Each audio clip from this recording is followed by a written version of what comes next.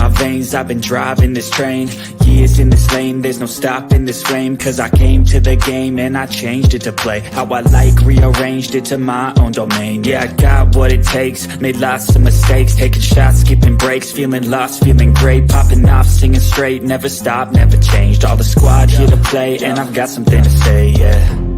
I work hard each and every day, I get lost in the words I say. I don't push pause, no I push play. I won't stop till I make a change. I withdraw on the things I make. I turn flaws into flawless traits. I build tall, never capping space. I won't stop till I hear him say, welcome in, guys. We're back with this week's Ready to Love, Meet the Family. How's everybody? Doing well, thank you. Great. We've got a special guest this evening, and she's already given me time limitations and everything, y'all. You know, friends can be bold when you get to YouTube. I'm telling you guys. But meet Kia Simone, everyone. If you haven't already met the beautiful, wonderful Kia Simone that's responsible for my intro that you just heard. Hello, Kia. Hello, everyone. Hey, hello. Yes. So, guys, what did you guys think? Okay, tell me. I'm dying to know. What did you guys think about this week's episode? Were you shocked by the surprise ending? And we'll get to that in a few moments. But were you surprised by the twist at the end, guys?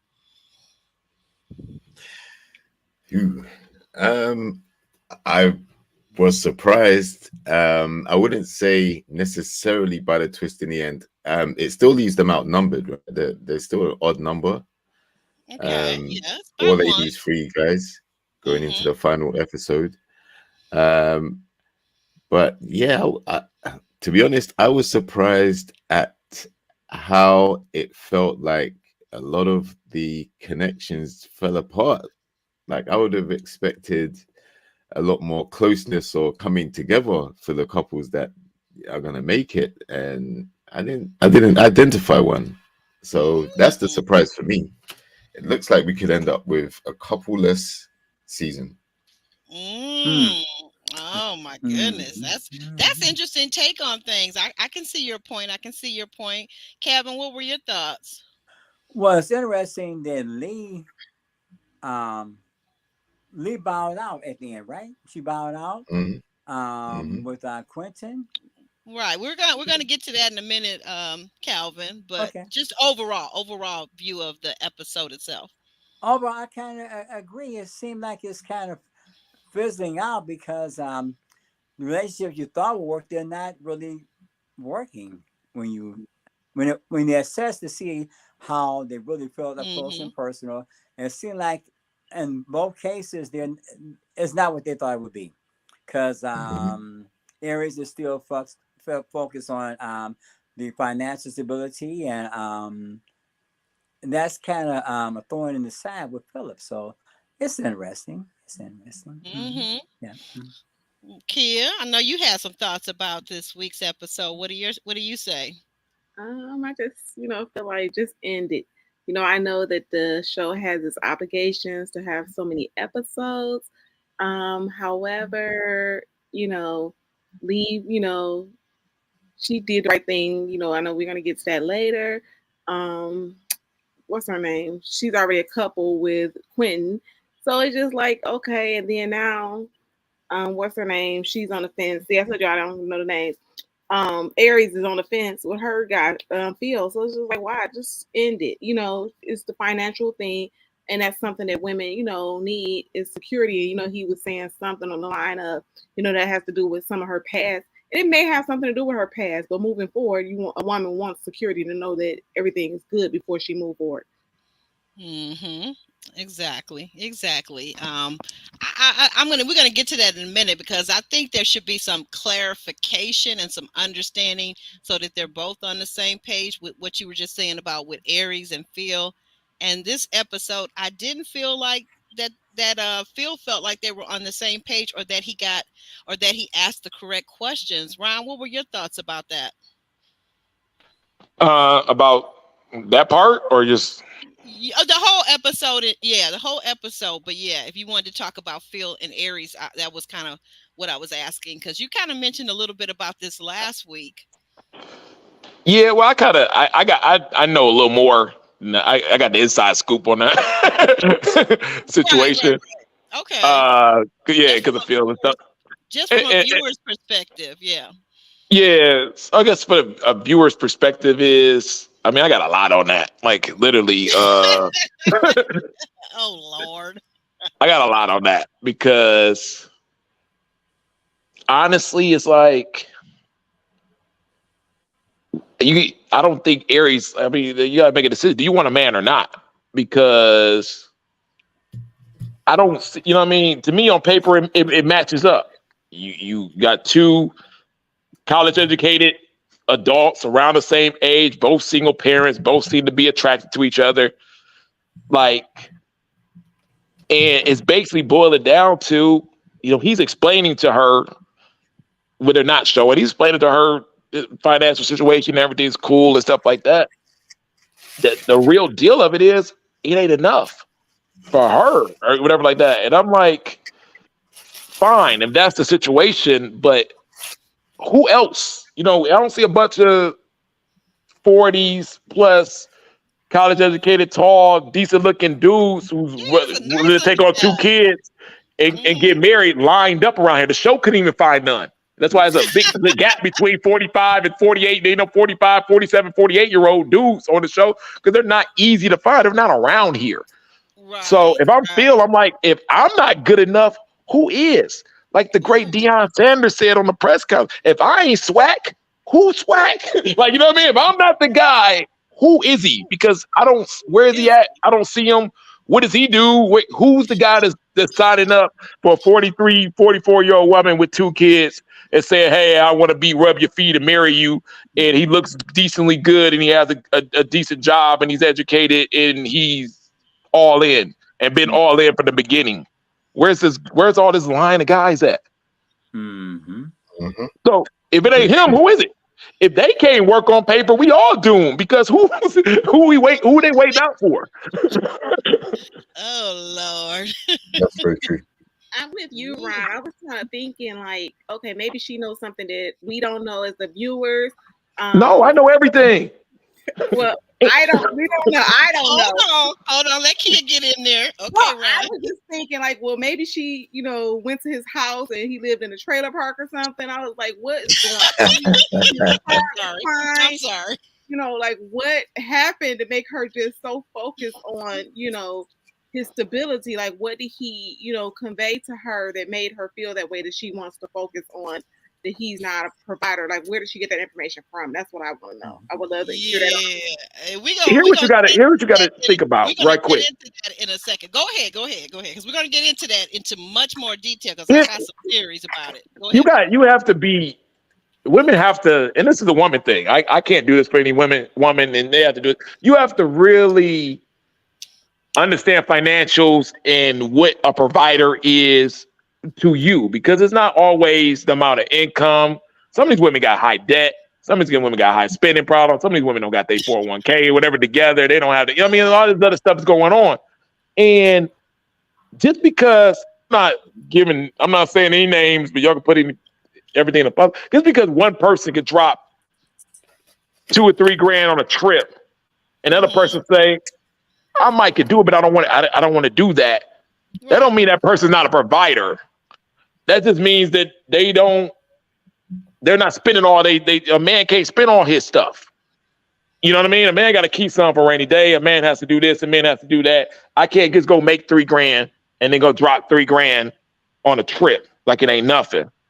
And when a dude can't do that in this dating market in these days, he's looked at as, oh, you're not secure with your money. You're not. A person being good with his money is now looked at as you're not secure enough with your money. You can't offer me security because you can't pay for half my trip, or you can't. I ain't never seen you throw $2 grand down on this. You can't get this purse. You can't do this. You can't do that. So you must not don't got it. It doesn't always mean you don't got it. It just means a man can't spend like that, because If we don't got nothing, we really left out in the cold. We have to hold some stuff back. We have to hold something like that. A woman with bad spending habits spends like crazy. And they have safety nets all over the place sometimes in those type of situations. The government to take care of them if it gets down to real bad. Ain't no government taking care of us if we're broke. We can't spend it all. So no, I can't go to you with you on that trip and spend $3,000 on that because my priorities are not set up like that. I'm not used to spending on things like that. I don't necessarily need to go on a trip or need to go on this. You know what I mean? Some of it's just what you're used to spending on. You know what I mean? It's just a mental thing or whatever it is. But the fact of the matter is, it does not mean that I am not secure financially. Even if you may have a little more money and this and that, it just means I can't spend it on that, babe. You know what I mean? If you want to go to a nice dinner, if you want to do this, you want to do that, I got you. If you want to whatever, but I can't cash out on that. And if you need a guy who cashes out on that so you can, and that's what it takes to make you feel secure, then you're right. I can't, I'm not your guy because I don't do that. Good point. Mm-hmm. We're in this segment, what you're saying, two critical issues when it comes to relationship: children and money. With Quentin and Janelle, there's an issue with children, which is also, children and money are two critical issues when it comes to long-term relationship. How you manage your money, and how you deal with the raising children, or just children, period. Two critical components, because these are deal makers or deal breakers. How you manage money, your relationship with money, and your relationship with the children. So these are two critical points that need to be addressed, and it's good that they're exploring this in this segment because these are deal makers or deal breakers in a marriage or long-term relationship. And I would like to add from a woman's perspective, after the age of 40, you change up a little bit. I've had men, spend a lot of money on me, but they were not so nice men. They did everything they did. They were abusive and all kinds of stuff. So, if Phil is a decent guy, she may want to rethink it instead of just focusing on so much financials. Like, I want to know more. I want to know if she's just trying to get those $3,000 trips every month, or you want to have 10 bags like your friends, because been there, done that, and you're not always happy in those situations. Right. So do you want to look good for your friends? So that's really what it is. At the end of the day, when you have all those trinkets in your home or wherever you're at or whatever, you're really not happy. So she may want to reconsider that, especially you want someone to grow with. And then he did say he was reinventing himself now. He's learning more about what his true career calling is. Important is that. So if you can't help him build this dream, then that's a problem too. And that's true. And also, listen, if he decides to change career to go and try and earn more money now, that's going to create even more instability because he's going to have to build again rather than stack on what he's actually doing. And to come into a situation where he already has a child and then her two, plus to take care of her and the bills and everything else, it's going to be a financial load on him, but he seems willing to do it. I think when he's answered the questions, it just hasn't reassured her for whatever reason. And he's getting fed up with the same line of questioning all the time. He said something that was quite surprising to me when he said, okay, if you don't like my answers, then go away, kind of thing like that. And I was like, he oh wow, that was in the confessional, I believe, though. Yeah, I'm mistaken. exactly. So, yeah, exactly. So when he that sounded like real frustration right there. Like he's prepared to walk away. That's all she's fixated on, because she's not looking at him completely as a person and what he can actually bring. Foot rubs, the intimate times, the conversations, the vibe, that like all the stuff that they've been building over the last few weeks. If it comes down to basically his finances, then he looked like he's ready to call it quits. It's too early. I know y'all disagree on this. I think it's too early to be talking about the finance anyway. Like he said, I like a girl I can take out and laugh with and You dance and said have fun. last week, Ron. That's not what you said last week. Well, here Why you do that too I got much? what he was saying when he said on this episode. When he was telling her, I like a girl I can have some fun with, do this and that. She was like, I can do that with my girls, which was the most disrespectful thing I've ever heard. But the fact of the matter is, what he was saying is, before you hit me with this heavy stuff, show me some fun first. You ain't even showing the brother no fun. We ain't even like, you know what I mean? Like you ain't even you really jumping the horse because you really ain't even earned your position yet to be asking me about some finances and stuff like that. You ain't there yet. So You I'm ain't. with you, Ron. You might be the one that actually to get sent away. What am I proving like here? You know what I mean? Like he said, you ain't you acting like I like you, but you ain't showed me enough fun and enough good times and all this stuff for me to be head over heels. So you're asking me about these personal financial stuff. And here's what women gotta understand: average black man makes $40,000 a year. Mhm. Period. If he makes 80, he's stable in his life. He's double what the average man makes. But it still might not be enough for some women. And that's really what this boils down to. And that's the truth of the matter here. That's facts of what's going on. But I want to know what he does for a living. Like I said, I know he was talking about being a comedian and extra, but I'm sure he has a stable job. He So does. He worked in logistics. He went to a college that's one of the top logistics programs in the country. It ain't the type of money where you're gonna be making $200K a year, but you're always gonna have a stable job.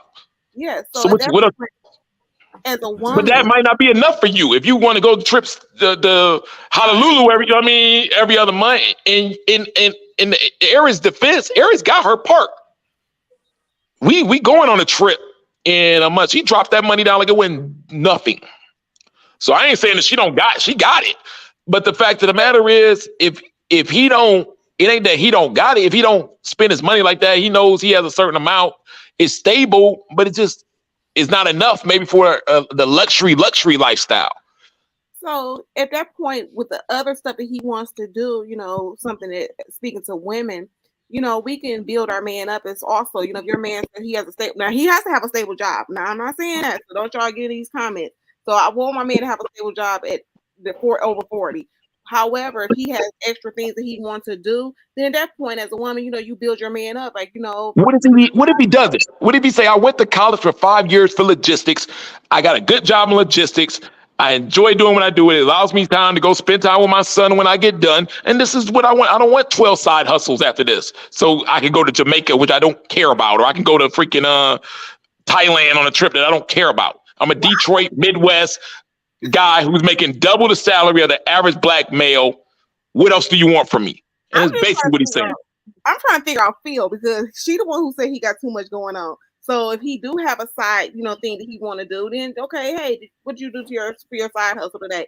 So again, I think he has like you said, he has a primary job.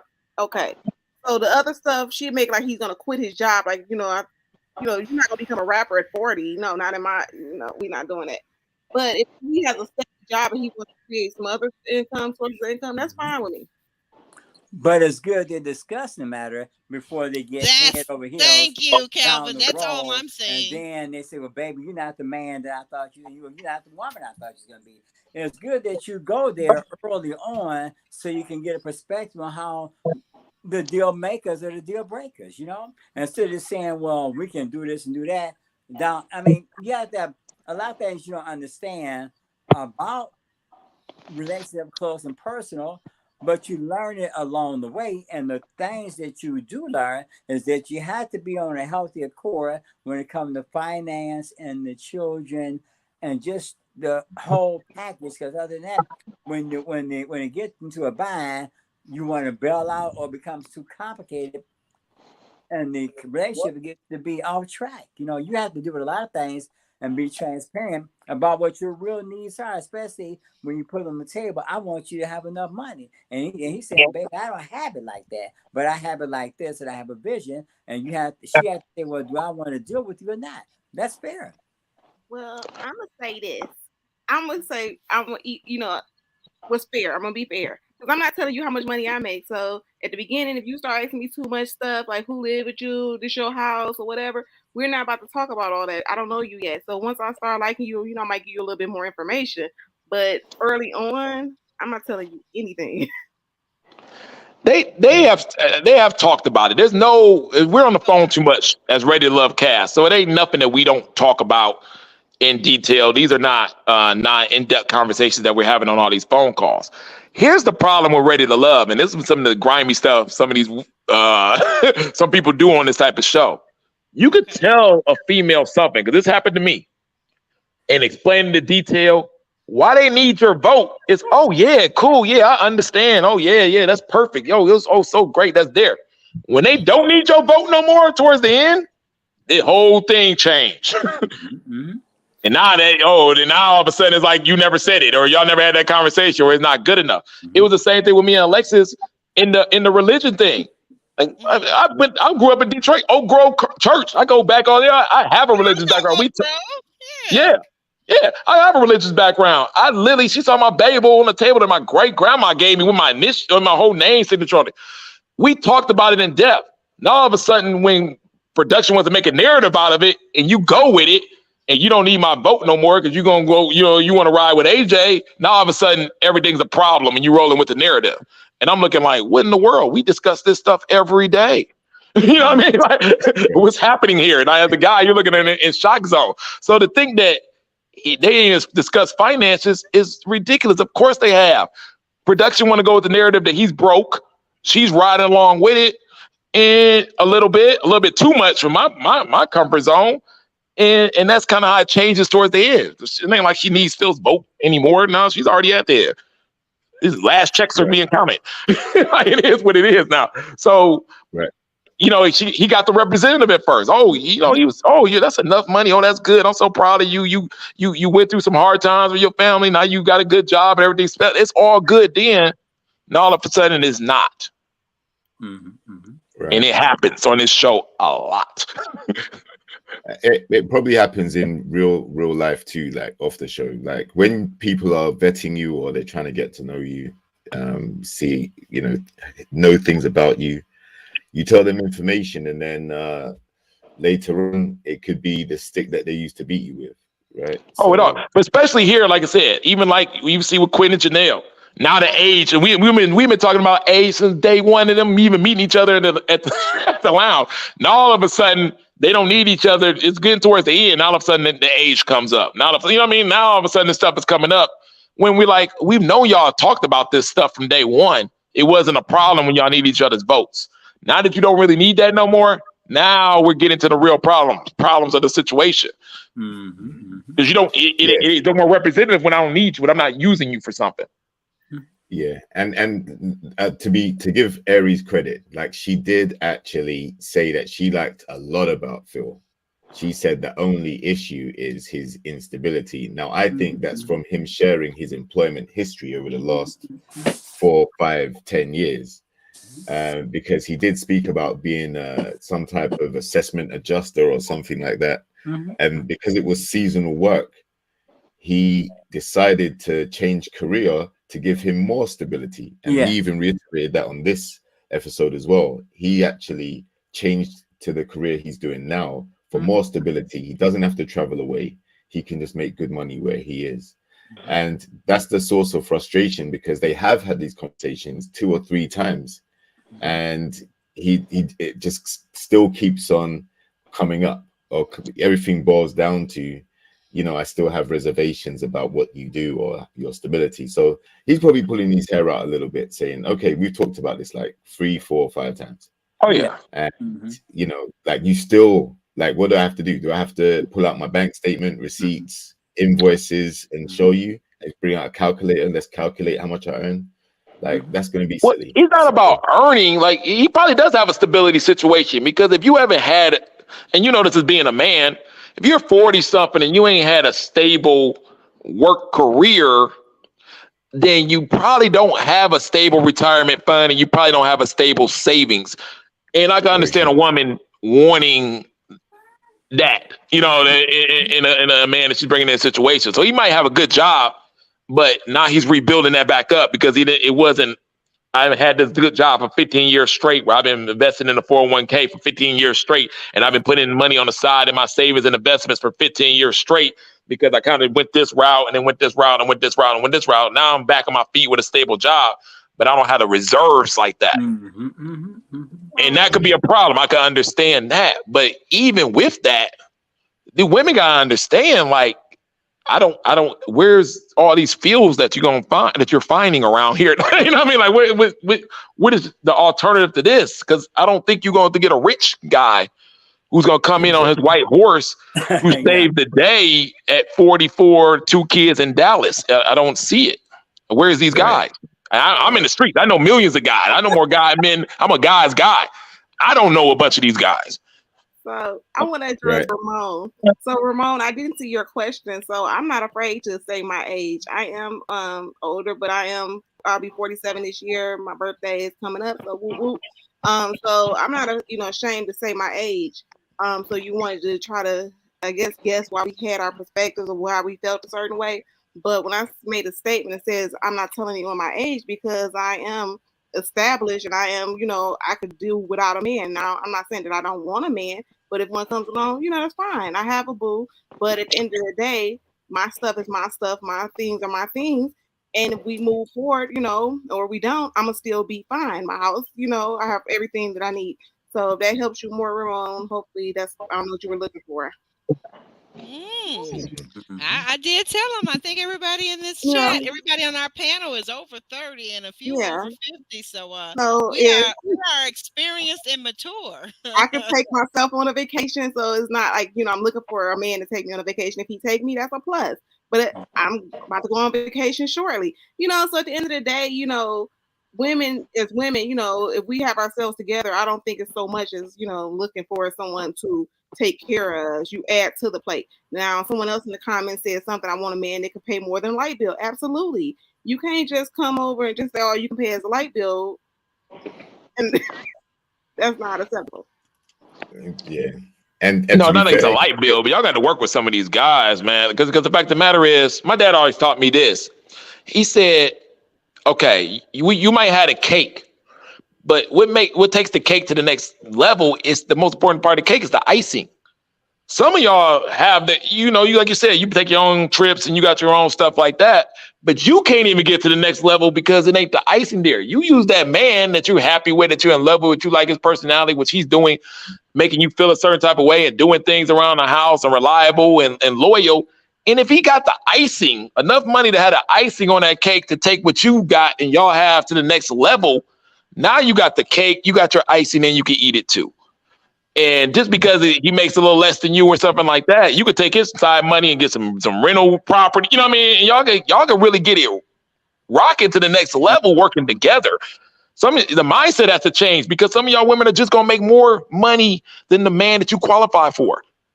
And that's just the way the new age is going. But if you know how finances and know how to work with what he got and y'all can build together and he's making you happy in other ways too, I mean, go for the happinesses. I want every woman to be happy.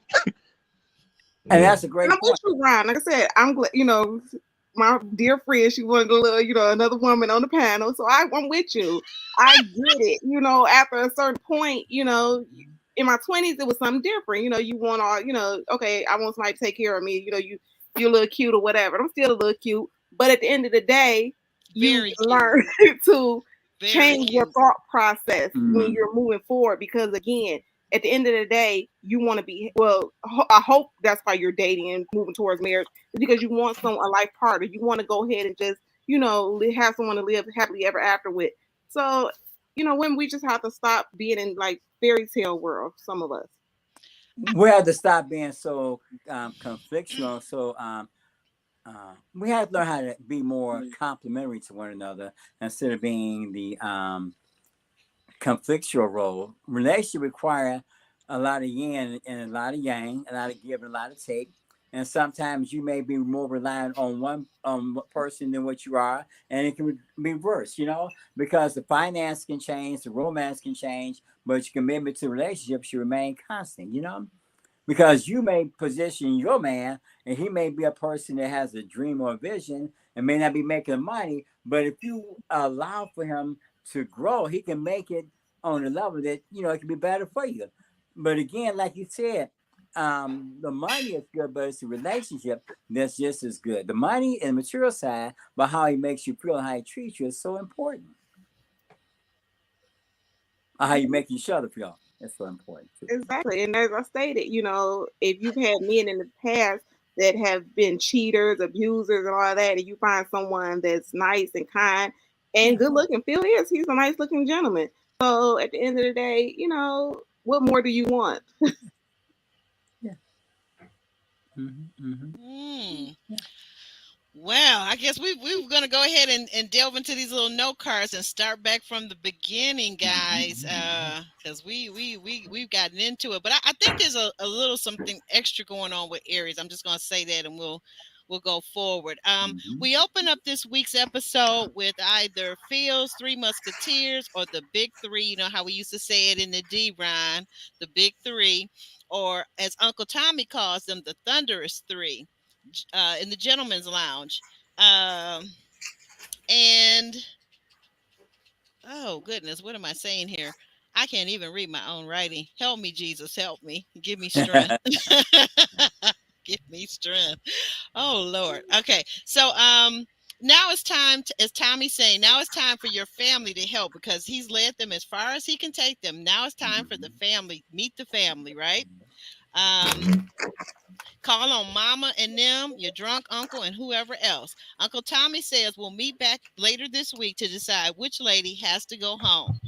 So we start the next scene with Quentin's cousin Darius meets Lee first. And Lee looks amazing as always. I hope it showed up in your screen as green because I wasn't sure if it was green or yellow, but my kids say I'm colorblind, so maybe that's true. I don't know. But she looked gorgeous in the dress that she had on with her little jean jacket thrown over her shoulders. She always looks wonderful. She looked very beautiful.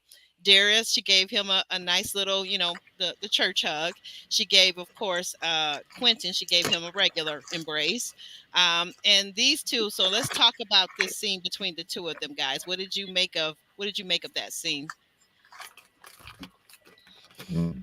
He seems. Well, now go ahead, Calvin. I wait. Yeah, I think this is the obvious end of that connection because she basically saw through Quentin's BS.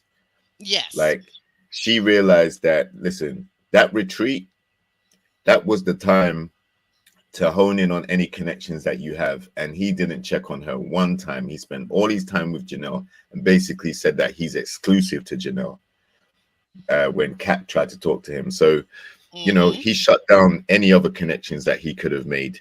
And now going back, trying to keep Lee there as like a placeholder, as you call it, or, try and gas her up a little bit. Yeah. Okay. Yeah, she saw through it and she rightfully was calling him out on it. And in a respectful way, she didn't get belligerent, angry, hostile, disrespectful, any of that. She just said, no, I just don't believe it because you had your opportunity. She even gave him the cheat code, as she said, to come to the room when he gets free of Janelle, and he didn't take her up on it to even spend any time with her. So, kudos to Lee. I'm glad she saw through it. And but the actual interaction, it seems like the cousin actually liked her as well, right? So Quentin trying to play like her and Janelle are similar, and there's nothing similar about Lee and Janelle. Completely opposite. So that's when I knew he was talking BS. That's my take. Calvin, you had some thoughts? Yes, it's interesting because it saw Quentin really unsure about his relationship with Janelle. He seems to be attracted to Lee more, and then there's some issues coming up with Janelle regarding biological children versus having children. He's not really as committed to Janelle as he presents it to be. It seems more like she's been more the initiator and the aggressor so far as their relationship, but then he's trying to start something Johnny come lately with Leah. She's like you said, it's too little too late. for us to have a relationship. You showed me your true colors. So if you're not certain about Janelle, how could you be certain about me? You know? So she bowed out because it's nothing there for anymore. You know? Leah Clinton is not the guy for her, and he's not the guy for Janelle. Calvin, you speaking facts. Yeah. Yeah. Yeah, I think this is the first time we've seen, and this happens in Ready to Love as castmates, stuff like that, where you're kind of confused and torn, right? You pick the one woman early, you're trying to show loyalty, you're worried about what other people are going to think too, because you don't think these guys are not thinking about the audience and the TV, and the TV aspect of the situation. And you're torn. He's trying to do the right thing by saying, okay, I'm loyal to Janelle. I'm going to stick with this. Production seems to like her, so he thinks she's about to be this crazy fan favorite, maybe, which he didn't really turn out that way. but you know, this is not aired yet, so I'm talking about during the filming process. So then you're trying to do that. Then you got Lee over here that you might be attracted to and stuff too, but you like, I can't go up there and visit Lee in the lounge and Janelle gonna find out, and then I got to deal with that mess. I can't do it. Now I'm gonna look like a certain way, and they go catch it on camera. Now I'm looking like this player, and then my this Billy Two Shoes act I've been trying to put up this whole damn season gonna be on down the drain. He's torn in the process. And he's like, and when you're torn in a process like that, you're like, man, you're gonna go with the path of least resistance. The path of least resistance is I just might as well just stay with Janelle today. Because Lee is not worth it to him to deal with what he'd have to deal with the jump shift right now with a woman with Janelle's personality and everything that goes with it and how he thinks the audience is gonna view it and things of that nature. So he's just gonna say, yeah, I'm just gonna ride this out.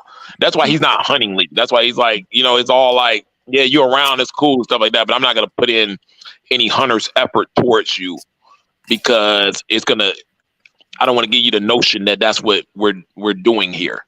And I understand from a castmate standpoint, I understand what he's feeling, where he's coming from. And like I said, I think he's going to regret it towards the end.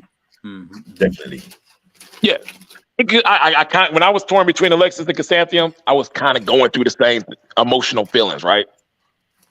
Here, I definitely care for Alexis, but I'm trying something new. I'm dealing with a single mother. She's in the church. She does this. I never really dated anybody like that before. I'm talking to Chrysanthemum. I am more attractive this way. This is where I'm more used to dating and things of that nature. It made it more sense to the audience and people on paper for me to go that way.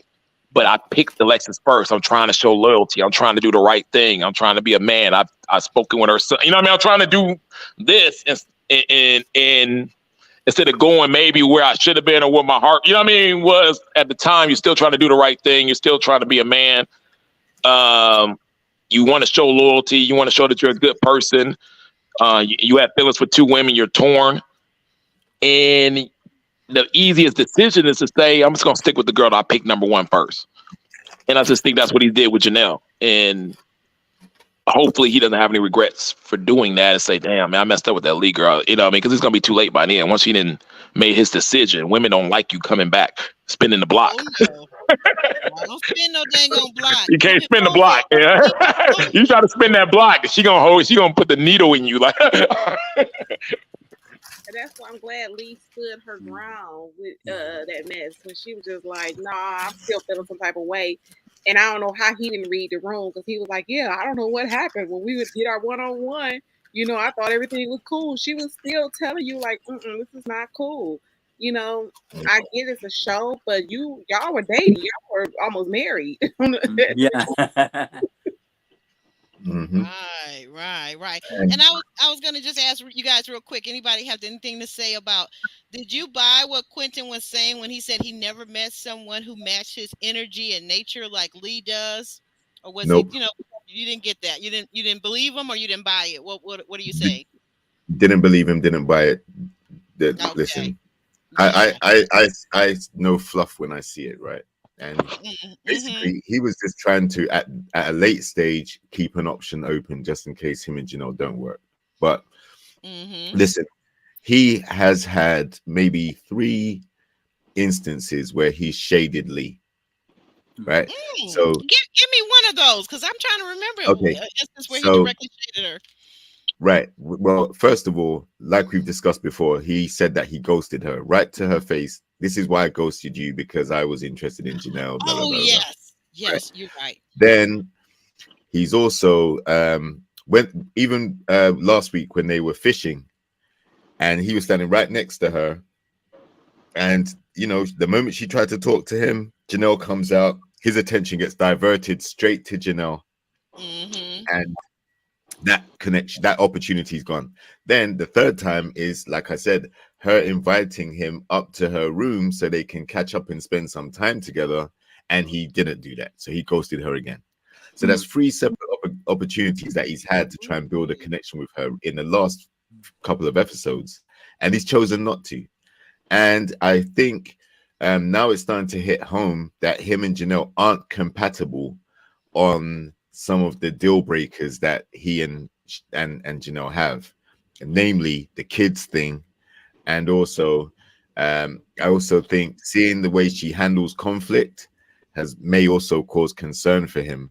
Whereas Lee is the complete opposite. When she feels like she needs to get something off her chest, she's not confrontational. She actually does it in a way which you will be more open to receiving because there's no hostility there, right? Comes across as very sweet, very pleasant, but still to the point without getting offensive. So I think he's really kicking himself in some regard that, you know, he may end up with someone who he's not compatible with, who is probably a little bit more confrontational than he would like to be with. And Lee is the opposite. Lee seems like, and not only that, like she actually has a very similar occupation to him, probably can work around the same schedule, probably has more respect for what he's trying to do with his business, first year of entrepreneurship and all of that stuff. She's probably been there, right? Because they're in the same field. So she'll have a level of empathy with trying to get himself Yes. going. So yeah, he definitely missed out on Lee. I thought that would have been a good connection early. I thought that was going to be the connection, but he just got too obsessed with these yams that Janelle has. And That's what I'm. That's He exactly. said it. He said that his the physical, he put that physical first. And to me, he is just all in. What you guys say when the girls got the guy's nose open? I think that's what it is. But at the end of the day, I get that this is like a short period of time that they're dating and you're trying to get to know people real fast. But at the end of the day, if someone says they're not having any children or you feel like Right. the age is a problem, why are we still, I get the show might, tell you to go on a date with someone, but I'm not about to give you that much energy. Like my girl Aubrey, she keeps sending me these Instagrams talking about a lady having a baby at 50. I'm not about to have a baby at 50. Like, no, ma'am. So if I Why meet not, Kim? Medical technology has improved. whatever. You're So if still I meet 50, and when they graduate, you'll be 70. no, So Calvin, I'm not. Okay, This so is that's what what I'm saying. I'm trying to That's understand what I'm too. saying. But she knows I'm totally pulling her leg because I I know. had my children early in it's life, a and I am joke. so glad. I So what would never try to be 50 having no baby. So I'm I sorry. say that to say, Calvin, because I somehow attract guys that are younger than me. So because I attract She guys that does. are younger, if you're 40 and you have no children and you want children, I'm gonna tell you right now, like, okay, it's all good, but guess what? Kia, that's not about to happen with Kia. Yeah. Okay, Kia. I got you. I understand. So Trust me, I understand. yeah, so I'm gonna just put you in friend zone right then because I know that you're not. You may, we're just gonna basically die a slow death because again, you want these things, and these things are something that you adamant about, and there's things that I feel strongly about. So at the end of the day, I tell people that right away, like, hey, if your plan is to have 3 boys or your dream, whatever, I may not be the one. But then these are the discussions that you have to have with someone when you get into a commitment about finance, about children, And Right. you'll go, but see, a lot of things you may not even consider until after the fact. But once you get into a relationship, you have to kind of realize that things will change and you're still evolving. So you have to be committed to the commitment, you know. And from the outset, people tell you stuff, you have to hear them. You know, you can't just ignore it. She said, Sexual comfortability means something, and women gotta understand this. If I got one girl in Janelle, where at this point I go up and get a kiss anytime. When I cuddle, I can put my hands a little higher up on top if I want, a little lower on the bottom if I want. We got that comfortability. And you got somebody like Lee, who might be a little conservative, a little slow rolling and stuff. And this dude's high testosterone 33-year-old. You know what I mean? I was Never telling gave her the some. time of day, Ron. I'm sorry to interrupt you, but he never gave her the time of day. So we don't even know what that comfortability would have looked like. That's the Yeah, problem. but some of these women be slow with it. I had to tell one of my castmates the other day, she's dating a guy. I was like, yo, you ain't kissed this guy yet? It's been how long? Like, girl, you can't do that. like you got You would you have a can't guy this whole think slow you don't like conservative thing. him. No, she likes him. But No, I'm saying, but it will have a guy thinking that she doesn't yeah, like it him. does. Like Maybe these 4, 5, women get 6 so times, used to no, like yeah. holding it back and holding it back that sometimes you hold it too long. And and the dude's gonna go with the one that, you know what I mean, he feels comfortable around with doing those type of things because it makes you feel like a man when you can just walk up behind a girl and slap it on the back and, you know what I mean, and keep it moving and you know that's mine, you know, that's mine and everything's good. I'm comfortable and I can move the way I want to move as a man around her. Then if I'm getting on pins and needles and stuff because she's acting Right. very conservative about it and holding up and this like that, it's not a comfortable, fun experience. So it makes me not want to be around that Right. much. Or it makes it seem like, okay, she might be able to get to the point where I am sexually comfortable with her, but look at all the requirements that she's putting up for me to get there. I don't want to jump through hoops to do that. But this woman over here is just saying, you look good, you young, come over here and have some fun. but I'm gonna be over there. when you flip the script, it may be more worthwhile to wait because what you get ultimately, and then moving too fast, you may get something that fizzles out just as quick as you got it.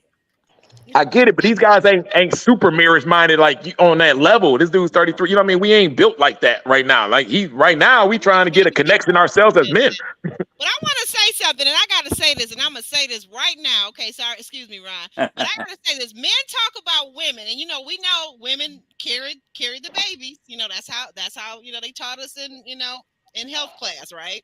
But here's the thing that a lot of men aren't probably aware of and familiar with: the fact that as you age as men, your sperm gets older.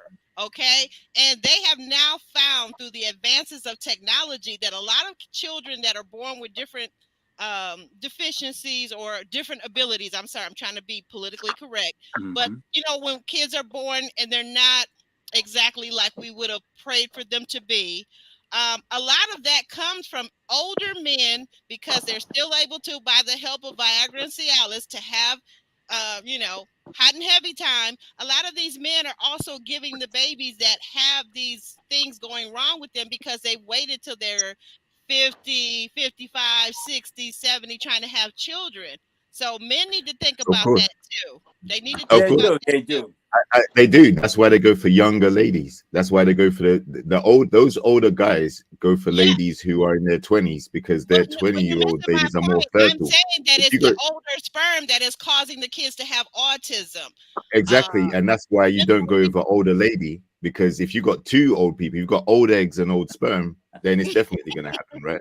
So you have to I mean, go do y'all with really young. know a bunch of 55-year-old dudes that's trying to have kids right now? I don't know many. They're trying to. They're having them, whether they're planning it or not. They're not planning it. They just want to have some fun, and it's coming up. They're having children at a much later stage in life, and well, if you're not planning it, then why is it? Because they're afraid to get snip, and they need to get snip. Thank you. Exactly. Thank you. But have a nice day. Robert De Niro Ray is tells 80 you- years old and just had a baby with his 29-year-old And wife. crazy. But when Totally you crazy. I raise know those y'all children, comparing yourselves to celebrities because celebrities do a lot of strange stuff. Like they said, Janet Jackson, 50 having kids. How many of us do you This really? is the world we're living in now on Instagram. People think that they're Janet and they're Robert De Niro. but you're pushing the limit. You don't have the time and energy to No. raise a child is for young people. And you don't have the money for the babysitters and the nannies. Yeah. Thank you. But in your 40s and when you get to be 50 years old, you just it's too much going on with you, and that child requires too much. Just be fair to yourself. Be fair to the child. And be fair to the kid, because the chances, actually, the chances of you being around, living, and being there for that kid to graduate college. Come on, be fair. And the energy that's required to raise that child. The energy, with a newborn, please. A lot of work. That's true. That's true. And it does work. Like I said, it does work both ways because, if you have a situation where you're trying to build your career and establish yourself, like a lot of people are in this day and age, it's a different time to how it was 20 years ago. So a lot of people are waiting because they can't find the right partners. They haven't reached the level of financial status where they feel comfortable enough to have kids. So a lot of people are waiting until later on in life. And by the time they get to 40, you spent years building your career and everything. You turn around, you're getting to 40 now, and now you want to rush and have a kid. That's exactly what Janelle's doing. She's talking about she wants to get married and have a kid within a year at 41 years old, whatever, right? So she's spent 20 plus years building her career outside of her education. And now she's in a rush to try and lock it down. She got rid of Herbert because he wasn't moving at the same speed as her. He wanted to take it slower. Quentin said the right words at the time. Now he's having second thoughts because now she's talking about, oh, well, can't we just have 1.5 kids, i.e. adopt a baby and have a dog? And he's like, no, I want 3. So, at the end of the day, if you're gonna look at it realistically, a lot of people are finding it financially difficult to get settled. We just spoke about Aries and Phil and how she's uncomfortable with certain things he's sharing about his career and stuff. Some people aren't there yet. He's already got a child, but like children are a very expensive choice to make in life if you make that choice, right? It's a long-term decision, lifetime decision. It affects your finances going forward. I hear somebody's baby back there. Hey, baby, we love babies. We love. She ready to love too. Oh, that kind of baby. Yeah. Oh, my favorite kind of feline baby. Hey there. 17 years old. What's her name? Cindy Lou, 17 years old. Oh my goodness, I gotta be putting up with my cat that long. Oh my gosh. Oh, but anyway, yeah, so we talked about Lee and Quentin, and then of course cousin Darius says that Quentin needs someone to match his vibe. Okay. In confessional, Quentin tries to convince himself that his cousin will like Janelle more. We move to the next scene and we see Phil, his auntie Tammy, and his cousin meet Aries at the Dallas Farmers Market. Aries tells them that she has 2 boys, ages 12 and 14, and that they have both recently lost their dads. Guys, what did you think about the scene between Aries, Phil, and his family? I thought it was going well until she again brought up the finances. I think there was a little bit of embarrassment about that being brought up, but for the most part, she said she liked it. She called it stability. Yeah, exactly, and that's why I think his aunt asked him afterwards, "What did you think about her bringing that up?" And again, now he has to explain that to his family as well as he's had to explain it to her. So, but for the most part, it was a good date. They liked her clearly, and she presented herself well. So I didn't have any other notable things to really talk about other than the fact that she again brought up the finances at the end. And that's like a buzzkill because it was going so well up until that point, and then you just drop that in again, so yeah, I really want to know, to your point, JR, I really want to know. I want it clarified. Of course, my preference is that it's done on screen so the viewers can hear it, her ask, and or that they've talked about it, because I think that finances, your personal finances, how much you make, what you spend it on. All of those things are very personal. So I do understand why they don't talk about it on camera in front of the viewers. But I want to know at least that they come back and say, well, we had this discussion and I'm glad we cleared the air, or something to that. Does that make sense? Something to that level where we kind of get that they're now on the same page. Because all I kept thinking about was, is she talking? Because I felt like during that scene, I felt like, or actually, I think it's a scene that comes later. I think that she is dealing with some past hurts, like he mentioned. Did anybody else get that? Yeah. Well, I like what Ryan said earlier about it could be her issues more so than she preoccupied with money and finance. But what is your key concern? Is it based upon past? Is it your spending habits or your extravagant lifestyle, or maybe you had immense financial challenges that you trying to fill that void? I mean, why is that you so obsessed about finance? If you have the money and he's a person that's willing to reinvent himself, how come you can't just marinate on that and let it evolve? But Because she doesn't trust him with that yet. She doesn't feel like she can trust him to get into a relationship with the concerns that she had. And so this goes back to what Ron was saying earlier. Like, this dude has pretty much built a connection with her, rubbed her feet.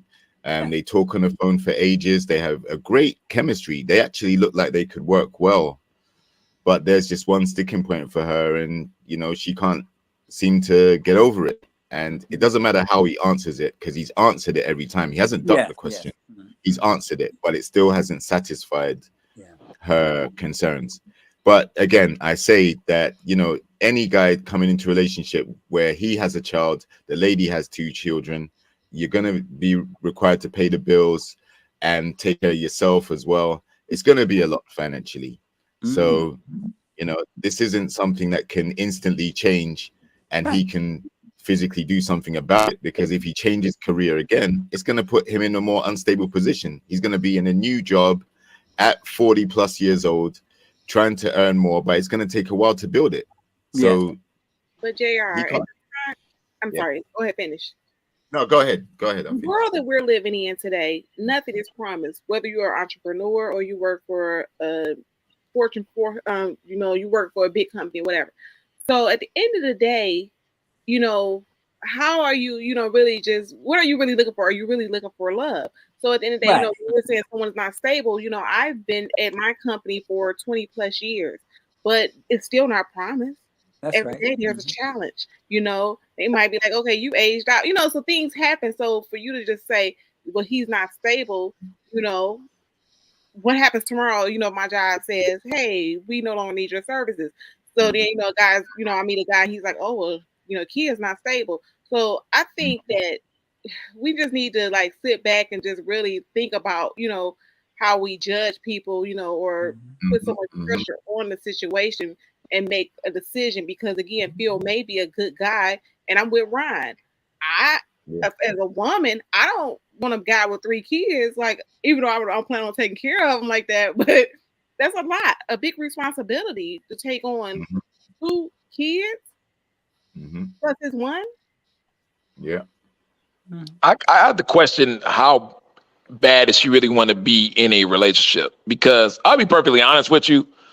If I see, I don't think Aries is attractive, everything great.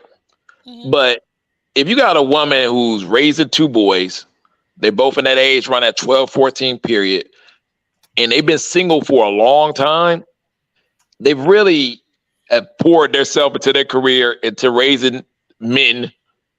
That's why you hear all that stuff like, son, boyfriend, things. Those are really those red flags that I run from in a situation, because those women that got so comfortable with a certain role and a certain life that it questions me how bad they want to actually be in a relationship with a man. And it's almost like that's why the number that for her to feel secure has to be so big. It's almost like, I'll go work at Wendy's if you pay me $80 an hour. Well, Wendy's ain't gonna pay you $80 an hour. And then you go to the next Wendy's across the street and go, hey, I'll work here if you give me $80 an hour. You can still want to work at Wendy's. because you know they don't pay that. Like, you know, like why is it you have let me know that you want to be in a relationship. That's why he said you're pulling back, you're doing these are all characteristics that you don't really want to be in a relationship with a man that bad. It feels almost like, yo, where's the pick me? I want a pick me girl. Who, you know, men, we like that. We want that pick me woman to say, hey, I like you. The pick I, me woman. the pick me. I want to pick me. You were going so Oh, good my all day. Lord. Monique Pick me. King, are you listening to this? Monique King, can you hear this? You need a Can pick you me. hear You know what I the mean? sound of my voice, Monique King? A man wants to feel like he's wanted, like he's Yes, the man. I agree. Okay, And women so do too. He wants her to say, you Okay. know, I really want to be with you, Phil. You pick me from day one, this and that. You are the king. Let's get this moving forward. It ain't advancing the way he wants to do advance. You can tell by his body language, so like it's not advancing quick Yeah. enough and where he is. Well, I And was a woman who really want to get married, who's 44, say, yo, I'm 43, 44. I got these 2 kids. I need a man in here to help out. I really want to be in a relationship. We'll get that thing rolling. She'll get that puck moving. I And did not like Ron. Can I say this? I did not like for Aries. I did not like that she asked that question of stability, financial stability, whatever she was talking about, because we all think, for the most part, 99% of us think that it's financial stability that she was referring to. Why she asked that question in front of his family members, I didn't like that. Oh, Monique, thank you. Thank you, dear. y'all funny. So Ryan, maybe just say a woman that desires her man. Because I tell my man I desire him, but we've had this conversation. Yeah, don't I call it said I desire you. However, what's wrong with pick me? What's wrong? Why is there always got to be a stigma on these words? Because if it doesn't work, I'm not gonna lose my mind. Like at the end of the day, it's like I love you, I desire Well, you. then I'm questioning that. I want a woman that's gonna cry. If only I want a woman I want a woman that really wants to be married in a relationship and wants to be there, and it's priority number 1 or 2 on her list, and it's okay to be that. It doesn't make you desperate and stuff like that to say that you want a man and you want to be in a relationship and it's a priority to you, because that's what the men are doing. The men are saying, yo, I want a woman. I ain't about to be sitting up here with my boys chilling all day and going on guy trips and going to steak dinners with my boys and we touching knees together and legs together under the table and stuff with the dudes. I want to be by a woman. I need me a woman. Are you saying that you want a woman to be vulnerable to you too, right? Is that what you're saying? Yeah, that's what we want. We want that. Open to you. Yeah, I get it. I get it. A man, okay, if you love me, you're not gonna. We don't like that take it or leave it. Y'all got that take it or leave it attitude. That's assaulting to a man. We don't want take it or leave it. We want all in. Flexibility. Yeah. What did you say, JR? I didn't hear that. We want flexibility, not the rigid take it or leave it. This is how I am. This is what it is. Take it or leave it. You know, sometimes you have to make nuances. Yeah. No. Y'all be so. It's cool if we do it. It's cool if we don't. No, that ain't no. Where's the commitment in that? So I have certain expectations in a relationship. So we were just talking about people who want to call the word life partners. I don't do life partners. So I was just making a statement to a guy, and I said, okay, I'm not about to be dating any guy for 10 years. And you talking about some, we dating, or you're my life partner, because evidently you're not my life partner, because I strongly, feel like I want to be married. So at the end of the day, if he feels like if it doesn't go that way, and then I say, okay, 2 years down the line, I step off, I might be a little hurt, but my world doesn't end. I'm not going to be like, I don't think really brokenhearted.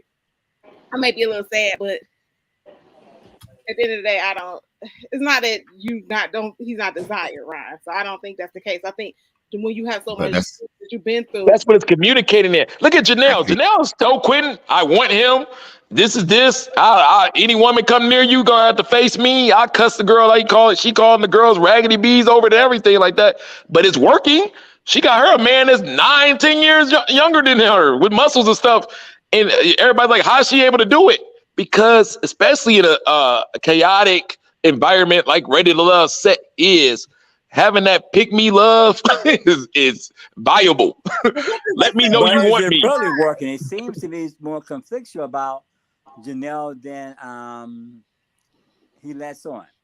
But Aubrey, who Yeah. said it earlier in the chat when they said seeing the pick me's get picked, and that is true. But I stand on what I stand on. I'm gonna say like, okay, you should be, a mature enough person. If I had that conversation with you and be like, hey, Ron, you know what? At the beginning, I'll tell you, okay, I don't believe in life partners, and you heard me say that, and then we're moving along, and you still want to be life partner. You like, well, we're in love, and you don't want to be my life partner for the rest of our lives. No. So if I choose to step off, then I'm choosing because the direction is not going where I want to go. So because I believe, what I believe in, that's why I say about you have to say whether you want kids or not, if things change, but you have to stick to what you really believe in or you're gonna end up being miserable. So what I Yeah, think, but that doesn't go for every man because it's one man out there, or a few men, or 100 men out there that would change that you would switch that up for if they came along. And as men, we know that. So when we hear all that, oh, this is your rules and regulations, we know there's men that break the rules that you will break the rules for all the time. We're not dummies. So it's really a slap in our face to get ultimatums and rules and things of that nature. but that doesn't But you mean still that have to have desire that I demands decide and to walk off. standards. You No, still I have get to that you have desire it, but we know for the right guy, you'll break that. So if it ain't me, Ryan, no. I don't think so. I don't think I will just change my mind and be a life partner with somebody. Me and Aubrey talked about this offline, so I have my reasons. Right. Do you hear what she's saying? She's talking about a man that just wants to date for the rest of his freaking life. She's yeah, not talking about men I that feel want to it. get I feel married. that there's a man out there with the right swag, the right chemistry, the right money, and the right sex game. That if he said, "This is what I'm giving you," No, he's not out there. No, he Yeah, doesn't. that what He I would doesn't. say that's why a lot of the time women say they're not settling because they've settled before. right, Exactly. And that so settlement but lasts for that proves the years. point as well that the guy didn't have to go through the hoops that you put through. You settled. You said, okay, well, I'm going to give him a chance and lower my standard, and it didn't work out. So you And have then time you have been flexible. So I'm time gonna put it to you like marches this here, on. Ron. I love you, but I love me more. So that's what I'm saying. That's what I'm saying to that guy. You know what I'm saying? So okay, I love you. I desire you. However, this does not work for me in my spirit, in myself. So I have to step away. Now I might Yeah. I might cry a little. I ain't let you see. But I'm gonna go, and then I'm gonna go on with life because life goes on. And you're right. You're right to do that. You're within your rights to do that. That's fair. And guys have the right to do that too. But I think it just comes down to the fact that for some, if you have a soft spot for a certain person, you will allow them to have access to you without having to meet all of your standards or tick every box. And then there's some guys that you will hold out and make sure that they do tick every single item in your checklist before they can advance to a certain level with you. I think that's standard. I think that happens with everybody. So yes, Ryan, we not disputing that men want to be desired just like women, but pick me. Well, I think me just basically it tells me a woman that says, I want to be chosen. I want to be chosen. This is a priority to me first, and I'm not afraid to say that. I'm not afraid to say that marriage, a man, I want one bad. It's the priority for me, and I'm ready. I'm willing to go all in on the opportunity of it. It's all it's telling me. And I think that's okay. I think we were in this whole masculine energy of females where they're like, I don't, what I mean? We'll see, and this and that. And, no, men don't, that ain't the energy we looking for. That ain't feminine energy to me. That's, what I mean? Like, Just make sure you're bringing that male masculine energy too at the same time. Just make sure, like when you're over my house, you're checking my tires, make sure my tires are properly inflated, and you're doing all those things. Hey, baby, let me take that trash out for you. Make sure you're doing all those masculine. And they will, but the fine is the fact that you even put a butt in there on that is a fear. It's all fear based. Let that not really, because actually I'm used to a guys doing that. No, but a lot of women to say like, oh, I don't want to go all in or be like this and that because he's gonna use and abuse that, or he gonna get a big head and start doing this and that. Those are all fear tactics of it. Be you, go for what you want, and let that man be a man, and let the chips fall as they may. Okay, but there are a small group of women out there that will give you all if they see otherwise. And then at a certain point when you see that it's not going anywhere, you're like, okay, well, let's take, let's stop and do a review. Let's, say, hey, what are we doing? How you feel about this? Where are we going? Are we stuck here? Whatever. So at that point you need to get off the train, because a lot of people are passing early in age. And I don't want to waste I've already wasted like a lot of my life. So I don't have too many more years, even if I make it to 80, 90, you don't want to waste your time just wasting on something that's not going anywhere, that doesn't fit where you want to be. So at the end of the day, I just feel like, that there are women out there that will give it their all, Ron, until they see otherwise. So if I see that you're not moving forward or you're not doing anything, I might be, woman enough to have a conversation with you and say, hey, what's going on? I agree with that 120%. But that ain't what Aries is doing. And she ain't, and once Phil's gone, Phil's gonna be gone. Oh yeah, what you gonna do? Because she said it. Yeah, so and once that man's gone, he's gone. Again too. You're right. It goes both ways. That when you with the person, that is the perfect time to try to make things work. You are so very right about especially that. Especially on Ready to Love, because you understand, as castmates, this is our world right now. We're not allowed to go out on a Friday or Saturday night with the friends and go check out some other girls or anything. We are not allowed to do that. So men to get into a very vulnerable position because all he knows right now is Aries, and that's the only female connection that he has. And he's open. He's open. His heart is open. Somebody else on the side, but go ahead. Well, you can't. Well, he can't. No, they don't allow it. Like you got to go film and really go home. You know what I mean? For the most part, you can't be all out in the clubs, and they don't want you dating and doing all that inside. They monitor that stuff very hard. So he's really just talking to Aries on the phone every day or going on some dates with Aries and everything. So as a man, we're the most open when we're on this show.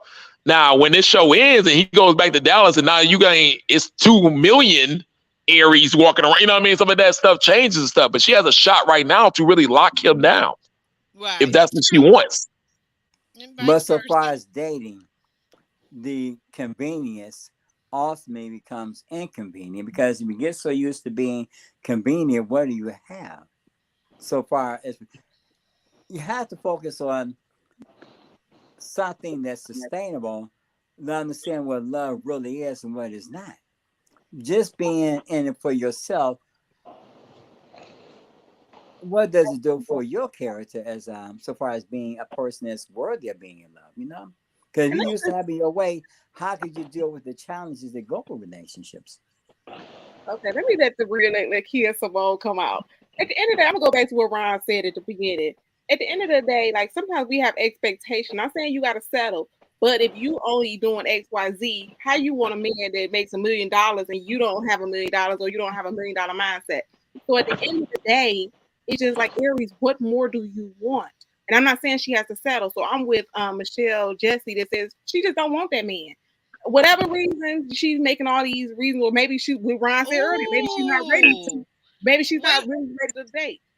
Wait a minute. Wait. I want you to look at on the screen. Okay, so Mona has given us possibly a tip or a hint. She says that she thinks that Phil's probably gone because Aries is hanging out with Katarina, Lee, and Chris. What do you think about that? I mean, like I said, at the end of the day, sometimes we get in, and if you haven't been dating, like I'm with Ron, like where it's funny to keep saying I'm with Ron. Maybe like, because she's, been off the market for a while, I think that's what he said, because I've been in and out of the show because I just can't get into it. But, maybe she, got scared, because a lot of times when you are, haven't been dating for real and you start getting feelings for someone, that fear sets in, false evidence appearing real. So at the end of the day, she's, maybe there was some fear that came in. It was like, okay, this is wrong. At the beginning of my new relationship, I started doing that. I was like, oh, hold on, wait a minute. But he was a strong black man, and he was like, no, come back over here. I'm not about to let you, sabotage this. So maybe, Aries is, something else is going on with her that we don't know, whether it's the fear or, she just don't like him. But, it's a wrap. It ain't that. I have more inside scoops. I'm not trying to get the plot out and stuff like that. But Kendra G on her show asks the people that go in there, what is your financial minimum that you would take in a partner? Right. And most women have a number, you know what I mean? And Okay. what do you do if the guy is making a little less than the number that you put as your minimum? So you have to deal with that. Also, speed. I'll tell you this: just Aries like spill. That ain't the problem. Uh, but speed of how things goes. It maybe, like I said, you want to slow roll a situation and do this, and maybe the guy wants to move a little faster because he's ready to go now. He's in the zone, or vice versa. The timing has to work too. Also, doesn't mean that you don't like that person, you don't think that person is a credible person, you don't want to actually give it a shot. But if you want to roll a little slower and that person want to roll a little faster, you're gonna have a problem, and that's a problem that happens a lot in dating. I deal with that problem a lot in dating and stuff. If I see a girl that I really like, and I'm like, okay, girl, let's get this show rolling. Right. And I can only get her out once every 2 weeks because everything else is a priority over me trying to get this thing rolling. And then we start losing momentum. And now after a while, I'm not even into it no more. Like, oh, I don't got no more momentum no more. I'm gonna move on. That's a timing thing. She stops calling you. She stops reaching out to you. What are you saying? No, she's still reaching out. She's still flirting with you and stuff like that. But it's not. As a man, here's my philosophy as a man, and when I really want a relationship, it's 7 days of the week. If I'm not spending 4 of them days with my woman, I'm single because I got more days single to myself than I do in a relationship, version of you. I gotta be in a consistent environment that lets me know I'm in a relationship. If not, you're leaving me 6 days by myself in a nice house, living in the city, single. My boys calling me up right there. You know what I mean? My lifestyle is going to change, put me in a lifestyle where I can win in a relationship. But if I can't never get a hold of you, we can't get out. We can't get on a single path where you can start coming over and watching a movie and getting comfortable and leaving your toothbrush and having some pajamas over here where I'm feeling like this is the move that we're making. Then I'm going to go to the club Saturday night. Like, you know what I mean? Like, what are we doing here? So when a man's trying to make a move and he's trying to court you, say, okay, let's get this relationship going. Let's get it going. He's going off the momentum. He's going off his feelings, his emotions, how he's feeling about you. And he's ready. And then you're like, if you're having, I'm not sure yet or this, and now you're making yourself busy, and you're not rolling with it, it's okay until he loses momentum. And now it's going to switch over. Now when you're like, okay, I'm ready for it now he's not calling you as much, and he's into something else now because you missed that timing mark. Well, it said like we off the mark, so we might as well move on from Aries. Okay. Ron told us he don't know the tea, and he like, well, she like him, and we like, baby, she don't. He won't give it to us, and we can't have. I can't give it to. I ain't gonna give it to you. Like she said, like Kia pointed out, because she's good at these panels. She does them all the time. She's a pro. Marie and his cousin Netta meet with Jessica. And so, Jessica greets Marie and Netta. Jessica is smiling for the first time. Like, I don't know if I've seen her smile before outside of her interview that she did with Crystal XO the other night. Ned tells Jess that they are very protective of cousin Marie. Marie blesses the food. The cousin kind of makes a big deal about that. And Jessica's kind of like, that's kind of normal. That's kind of what I expect. What did you guys think about this date with Jessica, Marie, and the cousin? What did you guys think? I didn't like his cousin. You did not. You said what now? I didn't hear you. I did not like his cousin. Like, oh, a man that prays is rare. Girl, go ahead. Go on somewhere because your cousin be playing with them rocks and crystals and everything else. Stop. All I would say is, okay. Cousin got no expectations for her own cousin. I get we stand up for our cousins because that's what I was thinking. Phil, aunt and his cousin would it is because you was not gonna tell me that my cousin don't got his stuff together if I know he do. But one thing about Maria's cousin, she was like, oh, I can see y'all cute together. She was just doing too much for me. She said both girls look good with them, but okay. Well, they're both very attractive women. They are. But she was saying like as a couple, how you could just see somebody be like, oh, y'all a couple. I don't know. She was just, I don't know if she was really authentic. I don't know if she was just trying to hurt to get him a woman. Because it seemed like he, like what somebody said, a leaf blowing in the wind. That's what he probably do in real life. I was wondering, Kia. I was wondering, is she like, okay, is this man gonna ever settle down? But I got my own opinion about whether that's ever gonna happen. But okay. Yeah. But I saw finished. I just wanted to say about the cousin because she was just like doing the most. I was like, okay. Okay. All right. JR, you want to jump in and say some things too about this date with Marie and Jessica? Yeah, I was like, when he was saying Grace at the table, I was like, man, who is he talking to? Because he's definitely not in alignment with the King of Stones. Exactly. That's what I was thinking. King of Gemstones. And the date went reasonably well. I don't think the cousin liked Jessica more than she liked Kat. She seemed to think that Kat was a better fit for him. And Maury was left in a situation where he was like, well, my cousin likes Kat, but I'm feeling like I got more of a connection with Jessica. Not sure where that connection came from, to be honest. I know he has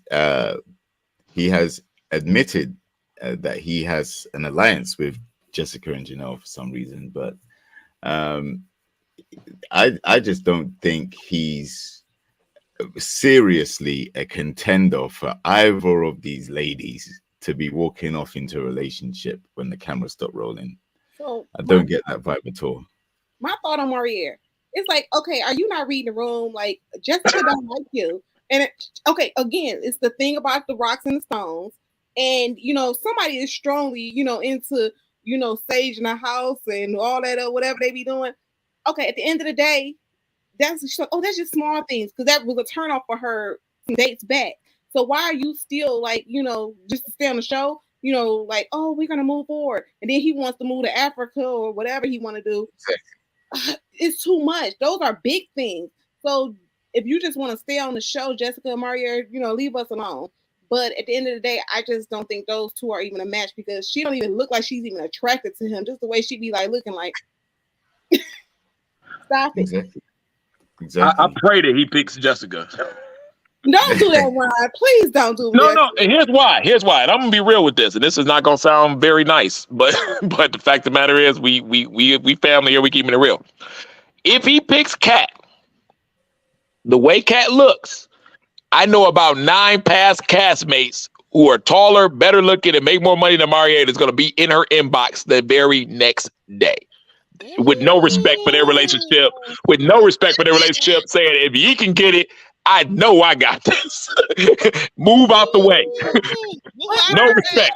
Is that a good reason? Because you saying that he's not like a man, strong enough man to just handle a woman like Kat? Is that what you're saying? Because I'm just trying to figure out why. I'm saying this. I'm saying that here's a scenario, and it's not this scenario. This is different. You walk into you could be a woman and you're out with your man, and men might try you. This happens to every woman. A guy might come up there and you might, okay, hey, I'm with my man, this and that. And the guy's respectful and go, yeah, I'm sorry, it's cool. If it happens 1 or 2 times and within a night, that's fine.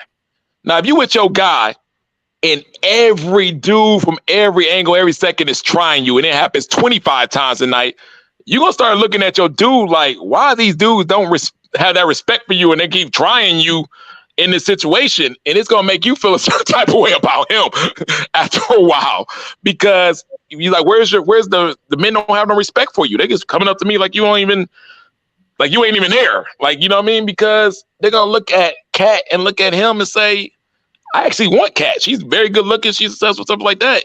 Who's in my way for her? Marie? No, I'm gonna shoot my shot anyway. But what if Kat is? Let's say she genuinely falls in love with him. No matter what. That's what I'm saying. If she does, that's fine, because she deal with 30 guys a day still trying to try him, because they're going to try Marie. They're going to try him. Every guy for every angle. We wolves. They're going to try him because they don't believe it. So that's almost like with any girl then, if that's what Miss Ippy's. No. It's some girls who's with a guy and they like, oh, I'm not going over there because I know she ain't about to leave him, or I know she ain't about to. No, like, trust me, them white boys getting out of that Porsche with their blind girl, don't nobody try them. Because they feel like that's a match. They're supposed to be together. They're going to look at them and say, this is not a match. Why is she with him? I think I'm better than him. I'm going to try him. And they're going to try him. Well, I'm Mm. gonna just say like this: your boy Mario, But he's delusional. 'Cause yeah, they're gonna try him. So go with Jessica and try to make that work Okay. because you don't Did want to go the other way anybody around. see? Right. Did But anybody see? Did you or anyone else on the panel? Did you guys see that the two of them, their energy somewhat balances each other? Because we know that Jessica is kind of high strung, kind of intense, and Marie is a little more of a people person, a people pleaser, and a politician. Did but anybody see that, or was it just me? in the previous episode, Yes, Calvin. he co-signed what Chris said, that she was confrontational. Then he backed down. So I don't really see it as a good chemistry there. I don't see it. I don't see it. I don't really see him having an established relationship with Katerina as well. I mean, when did that evolve? Mm.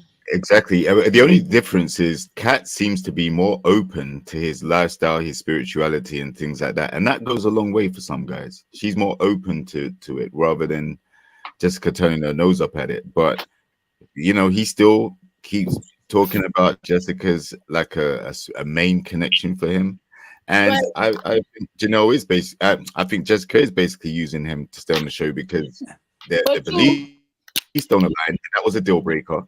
And then when it comes to how she appears around him, there is no love there.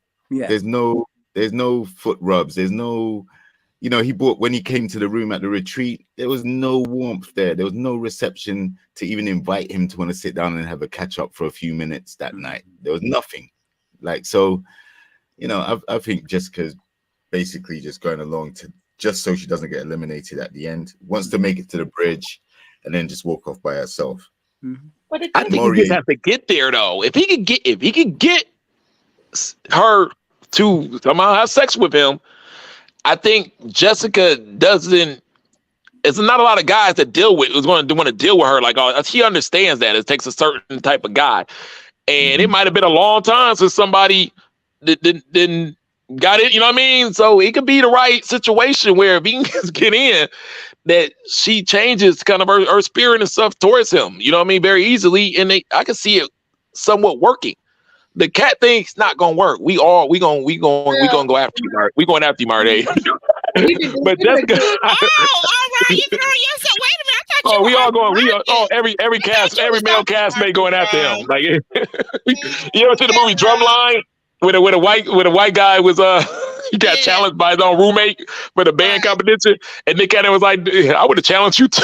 Well, at the end of the day, Mario, Brian, we don't have to disagree on this one. He don't have a match here, okay? So again, he did good with the alliances, but at the end of the day, what do they win at the end of the day when they make it to the bridge if they're not looking for love? So at the end But of tell the me, day, if you're a woman and you ain't been dating a lot, and you don't have a lot of guys that you're really interested in, and it's a guy who's pursuing you, and I've seen this happen before, and y'all have a few drinks one night and you finally loosen up, and he get in and he do his thing, the whole relationship changes overnight. Now all of a sudden that's boo-boo. but yeah, you can. But it's certain things that, like I said, like okay, you remember when he went on that date when he brought up when he first started bringing up the crystals and all that stuff. Then he felt bad about it. He was like, "Oh my gosh, maybe I should have, explained it." There's no explaining, sir. You over here with these crystals, and then he wanted to buy a gift. Like, well, maybe I got some making up to do. There's no making up to do. You didn't do anything wrong. If that's how you feel, that's what life you live. Then that's what you live. Don't try to bring it over here or try to, sugarcoat it. Like that's what you're not strong into. Because Jessica But said, boss Jessica likes that. Apologetic men. yeah, but at the end of the does day, seem to like she's that. a strong Christian woman. So at the end of the day, his lifestyle now, if you start, when we get biblical, you can't be hanging out with people that's not like-minded. Because then she's gonna be over there with the crystals. So she knows this. So she's like, okay, at the end of the day, like He don't gotta bend. He's willing to bend. We've already seen that. He's willing to bend for her. Chris was not willing to bend for her. Chris would have been an inch for her. Like she knew that. So that's the difference between Maria and Chris. And we saw the difference between them in that interview. You know what I mean? Like they're different people. So if she wants to be in her, she's not gonna change. She wants to be in her masculine boss girl persona and things of that nature. This is your guy. This is what he looks like. This is what he acts like. This is how he dresses. okay, That's him. we'll see on the reunion. Marie is not that dude. Sorry. Okay. And So, can I just add one point, which is yes, the go fact ahead. that like when he said he wants to get dual citizenship and move to Africa, Jessica Good ain't point. feeling that. Come on, No, like she's not gonna she give up. said not She's not at gonna give all. up. Exactly, she's not giving up her business, building up her coffee brand, all the rest of it. She ain't going for that. So again, it's just to make it to the bridge, and you're not gonna win anything. But what it is you haven't been told that you're not ready to love. That's all you win. Like you don't win that walk of shame. No having to hug winning. I didn't get the Yeah, you African don't thing. It win. was so funny. I'm watching that part. My boy, he was over and he walks in. He overheard it. He's like, why does that guy want to move to Africa? And I said, I don't know. And he goes, he must not. He said, guys that want to move to Africa don't got nothing going on in the United States. Brian, you know you be like, ooh. Wrong in so many levels. So Wait a minute, I got a think question to ask you guys. What did you guys think about Katarina? Production was being shady, and they had her in a confessional. And Katarina says she has zero concerns about Jessica. What did you guys? And for a long time, it was almost like she couldn't think of Jessica's name, and then finally she said it. Like that was great. you know we be being petty. You know we be being petty. So you know she said girl name. Yeah. That was intentional. That was petty, but I think by this time they've actually created the separate group chat where now you have Aries, Lee, and Kat in one group chat, and they've kind of separated themselves from the so-called mean girls and the rest of the group. Right. You can see the division very clearly. But you're also seeing that the relationships are not panning out to what they thought they would be. Whether that be Quentin and Janelle, that's diminishing.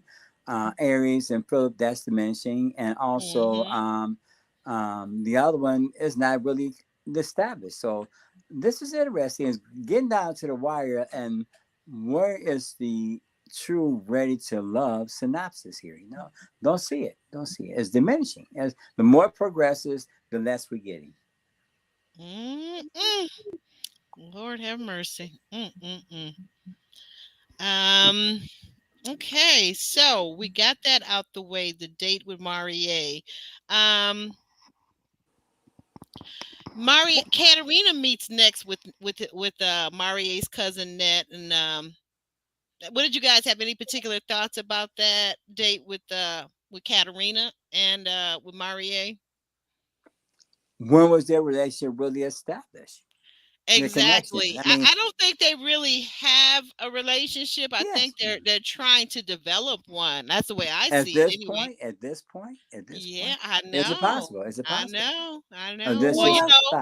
But Marie, he won't even let it happen because he's so stuck on Jessica, and that's Ryan picked for him. But he just like, oh, Jessica, like he don't. Maria, I just like for Maria. He just like so like for me and Jessica, like you and Jessica ain't nothing. Excuse word ain't, but y'all ain't nothing. Did you not read the room? She's not feeling you, and I get. Me and Aubrey had this whole conversation about her face. She was smiling on this date. Now she was smiling with the cousin. Come on now, we haven't seen her smile. It's the first time. I don't know if it's because Chris is gone or what, but she's now smiling. She is smiling. Okay, we got to give her that. At the end of the day. But Maria still felt that she was confrontational. So what is he really? I mean, you're going down to the wire. You're trying to get something, but there's no attachment there. That's a good word. I like that. We talked about connections, but now we're talking about we need to step it up to a level of attachment. I like that. So guess what? Jessica's on that level with Aries, and let's like compare that. Like, when you something that turn you off or something that you see that you're not interested in, that Maria, she, like I said, she just be like, oh, okay, I'm just here. Because why are you still trying to make it to the bridge? You don't like him. You don't like him. That's a match to me. I'm seeing it more and more clear now. Right. That's a match. That's a match. I've seen those type of couples before where all he got to do, he got to get a little bit more power. And the only way he could get that is when he laying down the gang. You know what I mean? He got to get to that point. But if he can get to that point, that is a match because he's gonna go along to get along. She needs a guy like that. That's only, and she's gonna be like, okay, that's my man. We Okay, at the they end had a of the bunch day, of other options for Jessica. I'm telling you, like, ain't my dudes like signing up for that. Ain't in the real world, like at the end of the day, you don't think that she gonna be like, this is like a sucker. Like at the end of the day, if you got a man, it might be cute in the beginning, but if you can run over a man and run circles around him, it is not attractive after a while. I done been there, done that round. Like I'd be like, oh, it's so cute at first. You be like, oh, okay, this or whatever. Okay, bring me a chicken wing at 3:00 in the morning, just because I don't know you're gonna do it. But at the end of the day, after a while, it's all. It's just like, she a different beast. You see the emotions she brought out of Chris and that damn. This is a different woman, and she needs that. Like, you know what I mean? It ain't gonna get old to her. Like it ain't. She's not changing. This is what she is. What she likes. Maurier is. He knows how to maneuver with that. He can play that role. He's comfortable in that role. They Right. they complements each other. First of But all, that is whole it- thing is with it Chris way she was sustainable? sitting there How probably long is it turned her gonna on. last? So how you know she don't like chaos? Because some women do still live in chaos. So again, you said she brought that out of Chris or whatever, because she was sitting there like, got you, whatever. But at the end of the day, I still, Ron, if you know something that I don't know, okay, they might. I don't. This is on this one. I don't have any insight on. Now, But this I'm basically right saying. here, if they show up on Instagram 6 months down the line, I'm gonna be like, okay. I'm just gonna say that I know couples, and I've seen couple dynamics like this that work. The man just has to get to the sexual part, where that's what Maurier wants to get to, and he might have a little skill level at it. He said he's a really sexual person, and if he can get it right, if he can get it right there, he brings enough to the table for her to say, "I'm gonna give this a shot." Because I'm a woman. So I know how I'm gonna look at you. I might not let you know because I'm still like in there to get something. But at the end of the day, I'm looking at you sideways, like planning an exit plan, because I know that you're not strong enough for my personality. And I already know me in real life. I have a real strong personality. So if you just over there bending, I'm like, okay. I don't think there's a lot of competition for him on there and that aspect of it. That's why I said the difference between her and Kat. He goes with Kat. He's going to deal with some competition. We coming at you, Maurier. You deal with Jessica. You in a league of your own. Yeah, you can have Jessica. Guys, what the heck? Help me with these youngins. I know. They learn. We're all learning from one another. Guess what? They're not gonna be. We ain't gonna be with nobody at the end of the day. So, like I said, we already know it's a few that actually end up, getting together after the show or staying together, whatever. But at the end of the day, Maurier is gonna be single. Nobody is really messing with his personality, and it's not because he's a little thick. It's because of his personality. You I think it's because of his lack of commitment to union. I really personally believe that Maurier, he has grown on me. I'm sorry, who's that talking? I said he's a chameleon. Yes. But I also feel like he's not really up to commitment. This is my personal thought and belief about him. I think he's what I call the guys that I plug as the perpetual bachelor. He'll be single at 50, 55, 60, 65, 70. Now, maybe at 70, he might start thinking about, I need somebody to change my, I'm getting older now. I need somebody to be my nursemaid. He may think about that, and then he may change and decide he wants a wife, or I don't know, whatever you guys are calling it, life partners or whatever. I'm not sure what this week's slogan is for people that you shack up with. I'm not sure. But I think he wants a relationship. I think if Jessica was more affectionate with him right now and more sexual, more affection with him, this would be a wrap already. This would be over. And it's gonna be over for now, Rob. But what I'm saying is, how long is it gonna last? Yeah. She's saying, she can't do it. It's not in her. It's gonna last very long time because I don't see where are the super options of better compatibility options for these two to each other. Like they get along. He's a smooth talker, you know what I mean? I think in personality, I think she likes that aspect of it. She just has to get over the fear of all that other stuff, and that happens once you get that sexual bond going with women. For some reason, it's just one of those type of things. You can have a woman where you don't, it ain't. She ain't showing this, she ain't showing that, and like I said, one magical night, if you do your thing right and stuff like that, the whole dynamic of the relationship changes. You get a little power back. Now she calling you because she want to, come over now, and now you getting the affection that you need if you're Maurier, and she's a good looking woman. So he's gonna be in. Like, where's he going? Where's he going? Back to his ex-girlfriend with the rocks and Jessica's a better catch than she was. Let's put it that way. And I think once she figures out that, they work well together. I mean, she does say that she likes the consistency in him. She does say that she likes that in Marie, that he's more consistent than her other match was before he cursed her out and but tumbled over the chair allegedly. Yeah, but Maurier's consistently carrying crystals in his pocket. So, like at the end of the day, it's not a match. He hasn't acquiesced to what she was talking about in terms of his spirituality. It's a deal breaker. I mean, he got on the prayer. He gonna bend on that, I think.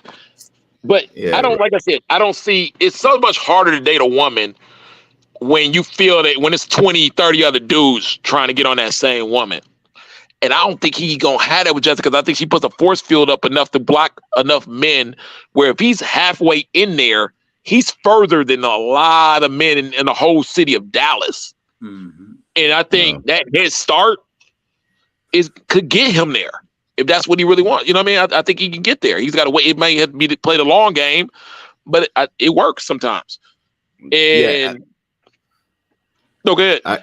I get what you're saying, but like the fact of the matter is, I agree. Like Jessica is not going to have men lining up to date her like that, because she repels the type of interest that a guy would give her, and that's just a personality affect that she has. There is a guy out there for her, but it's not going to be in droves. I think someone is more likely to gravitate towards a cat.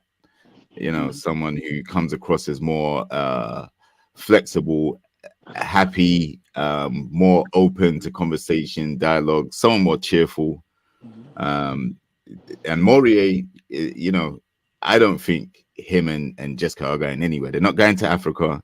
They're not going forward into a relationship. They're not going anywhere. Like, it's just to get to the end of the show. She's going to get to the bridge, probably choose herself, and he's going to be cool with it because he isn't that invested in her either emotionally. There's no connection. Zero. I'm gonna put my bet in that on the opposite. We'll bet a beer or something, because I know I'm seeing it. Well, Katarina does ask the question of Net, that does she think Marie is ready for a relationship? And Net says that he's past ready, whatever that means. I'm not sure. So now we got to figure out, we'll find out soon who Marie will choose. But in the meantime, we push forward. Janelle meets Quentin's cousin, Darius. Once again, Janelle is, as Ron would say, very charismatic. She has a great representative. Everyone loves to meet Janelle's representative at the beginning. Quentin is clearly excited about the meeting. Come to find out that Darius has taken most of Quentin's IG Instagram photos and says maybe he can take their engagement pictures too. What do you guys think about this meetup with Janelle? She's on her best behavior this day when she meets Darius. What do you guys think?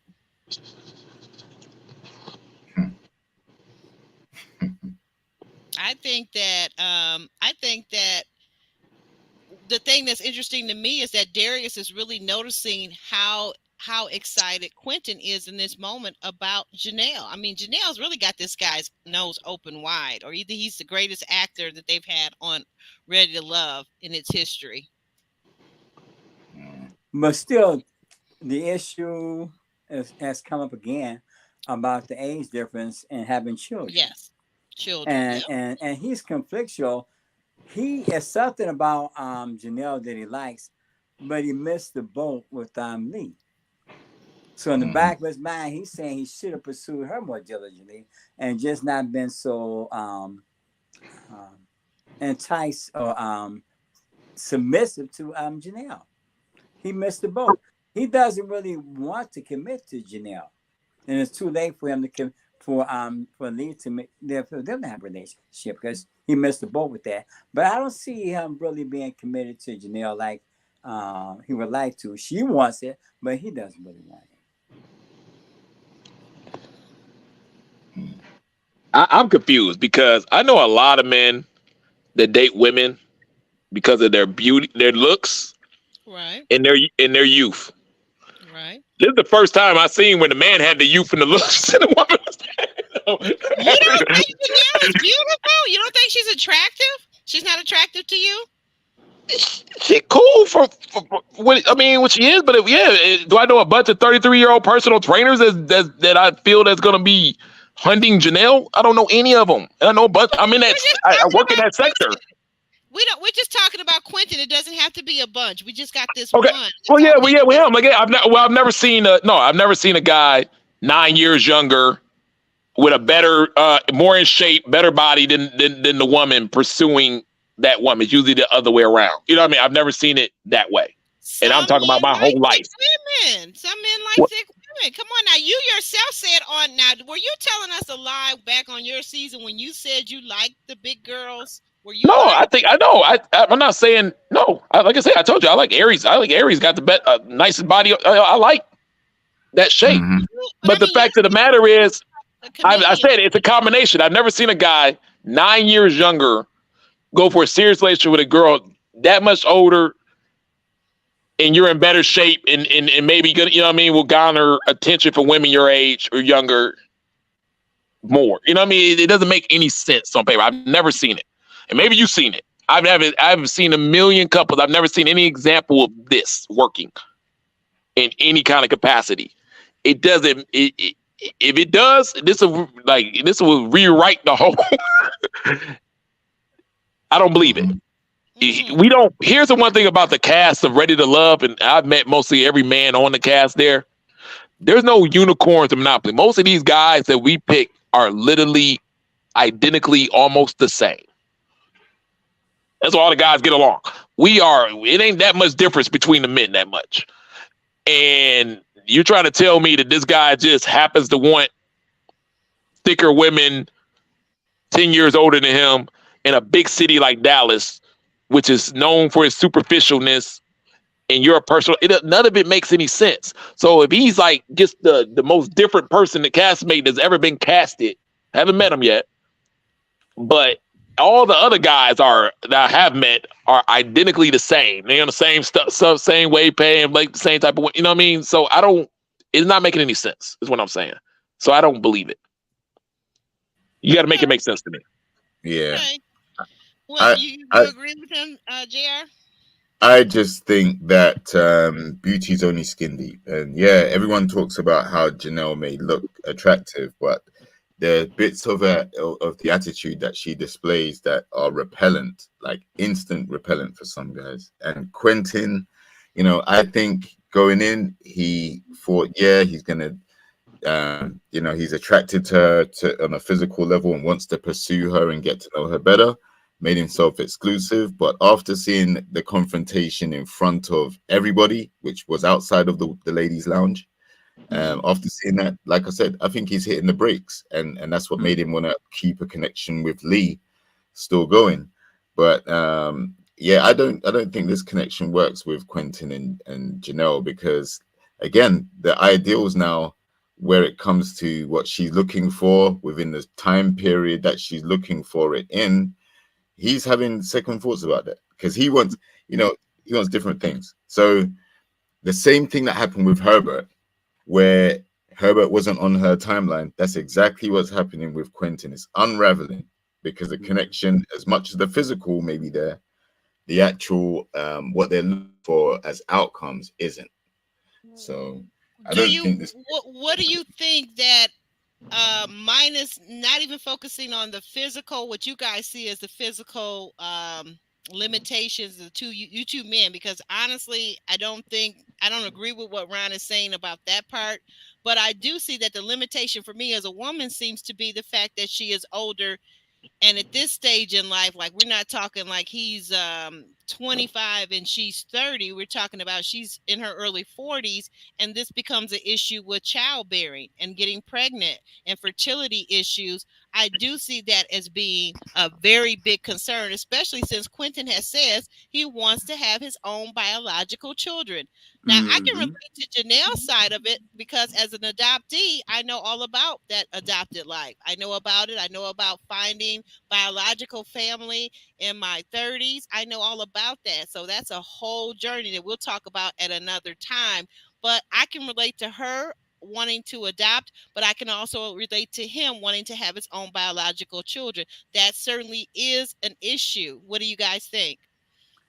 Sure That is. is a factor, but another factor is that he likes um, um, Lee's personality more so than he likes Janelle's. He's submissive to Janelle, but Janelle. he's more comfortable with how Lee makes him feel, not just in terms of personality, but also they're in the same vocation, so it's a different feeling. He made the wrong choice, and he's backpedaling, and he's trying to do it gracefully. Mm. Y'all have to answer the question of and try to think like a man. What do you do if you're a male castmate on Rated Love and you go out day one on the mansion and there's 10 women there and you look around and you say, ugh, I'm not attracted to any of these women. What do you do next? Because if this is the situation, what I would do is I would go after Janelle. Because if I'm just there to play the game now, I know she's not going anywhere. Because I could tell right there she's a strong castmate and production like her and everything like that. And she's running the show and I'm going to partner up. Like I said, I don't think Quentin's into any of these women. Yeah. And the easiest thing to do is to go straight. You know, I think he cares about them. And I think, you know, like, oh, you cute, you know, this and that. But I think he has a different type out there in Dallas, superficial world, what it is, the city I know very well. And I just think, hey, let me partner up with the strongest castmate. Go to the end, have some fun. Why not? It's a play, but you know what I mean? People do it. It's been done before, trust me. Yeah. I wouldn't be going to Janelle for any reason. I'd probably be still gravitating towards Lee, Cat, and Aries, to be honest. And if they're not feeling me, then I'm asking the production to let me go home. I'm going to self-eliminate. What if you don't want to go home? What if you want some extra checks or a little extra fame or whatever? Like, you want to be on there. Like, let's keep it real. So many people want to be on. So can I Yeah. ask you? So Can I ask I'm you? staying with Cat, Lee, and Aries then, you know. But Okay. you're afraid they're going to get eliminated. Like, it ain't no, but Janelle's going nowhere. You knew that episode 1. Are you You're gonna- sure? Have you not ever wanted to date or ever dated an older woman, or is that too big of a gap? Being that there's about a 7. It's way too big of a gap. I mean, 3-4 years maybe. No way near 8, 9. No way. Not if I had to, you know, if you had to, if you're the type of dude that, you know, you would just 5'4", you're chubby, you don't really got no game or something like that, and you got a pretty older woman that's into you and she's 10 years older, then yeah, fine. But he doesn't have that. That's not his issue. But it's not just her age. Age What is is it, maybe Kelvin? a factor for in Attitude. this case. Her personality may be too overwhelming, overbearing. He's submitting to her for whatever reason, but now he said, "Well, I did this, but it cost me. You know, it cost me to submit to her whimsical ways, and I lost a better opportunity." Mm-hmm. He is now, you gotta understand, like I said, as a male castmate, him going to the end. I was a male castmate. You don't not understand the DMs that go into our Instagram and the videos and the sexual windows that come into the thing from being on TV. She's gonna have to compete with half of Dallas as soon as he gets off this thing, being an older woman. You know what I mean? Like, it's competition coming in from everywhere in a city that's a big city, top 6. I don't see how it's sustainable. Yeah. Mm-hmm. They're gonna be eating his DMs up. Trust me. Women everywhere. And the city connect. That's why I the people that do have a strong you know, the stay connection with a Swayze and I have so much respect for that couple because they were able to work through that. it's a lot of stuff that comes on after the aspects of all this and things of that nature, and it's tough. So to have an age gap, to have a child problem, these are too big of a gaps to come to get through for a working couple after this show. It's just too hard. God bless them, but it's just too hard. Yeah, and I just think the personality that she has, as soon as the camera stop rolling, if he makes a wrong move, a faux pas, whatever you want to call it, she is going in on him. She's gonna make him suffer for whatever it is. She's gonna sun that guy. Yeah, definitely. Wow. That age gap, like I think the age gap is, it's something that is going to be very hard to navigate. But if the personality was warmer, friendlier, like more loving, I would give it more of a chance of working. Because there are some older ladies who meet younger guys, but with that personality that's quite hostile at times, I don't think that's going to work at all. The first thing he does, every single thing he does, it's going to be a lot of hostility coming his way. And, I wouldn't wish that on anybody, what she's going to dish out. So it's a no for me. Right. No, that's true. Because he will be quick. He's quick to put people's business out. All that type of, that's the scary stuff. Like those type of people, you don't cross over. So I hope he does have an alliance where they say, okay, after reunion, we just gonna break out smooth and go. I hope they got some kind of thing worked out, because if not, she's gonna play the victim so quick on him, and it will be on every interview. Gives outing like we've seen women do it before in the past, but this is gonna be on steroids. He don't. Also insecure. Ravine Ness wants to know, Ron, who did it before? Who did that before? Who did what before, Ravine? Something you said, Ron. Well, basically, people. I said I ain't giving out no names, but it's been castmates that's partnered up. You know what I mean? We that happens. Hey, let's partner up. Oh, partner up. Do you mean like partner up as an alliance? Yeah, it's like, hey, you know what I mean? Like, I ain't really that much interested in a lot of people here. You ain't that much interested in a lot of people here. There's only 10 to pick from. Now, you know what I mean? Let's just go to the end together and stuff. Get this money. You know what I mean? Or whatever it is. Or let's go, or do this and do that. Or I kind of like you a little bit. I ain't really seeing my dream person here. So since that's out the bag, I'm on a TV. Right. I got to be on a TV show anyway. Let's just go. Right. Let's just roll to the end together. Let's have fun with it, right? Let's roll to the end. I see what you're saying. Okay, I got you. Yeah, like, you know what I mean? Some couples knew there wasn't going to be anything past the end date. You know what I mean? But they was like, yo, I got to pick somebody. I got to be here. I'm just going to pick you. Yeah, we just going to allege and go through. Okay. We got the next scene, Ron. We move over to Phil and Aries are on their bike for the first time in forever. He says he hasn't been on since he was a teenager. I'm like, oh my God, that's been a minute. Okay, you 40, right? Or something like that. But Aries says, she says she's used to inside bikes, which I had to laugh on that one. But she says that one thing that she says in her confessional, so this wasn't directly to Phil, but she's saying in her confessional that Phil doesn't have a plan to introduce her to his child's mom. And she kind of leaves that open. There's some air and space in there, like as if, he should have a plan. They discuss Aries, meeting his family. She says that they were super sweet and super nice. And she says that she's the opposite to when he talks about, things that he likes to do with his woman. She says she has her friends for that. I was a little caught off guard by that, Aries. Like, it was almost as if saying that that's not something that you would do with your man. Go to the different things. I don't know. But what did you guys make of that scene, basically?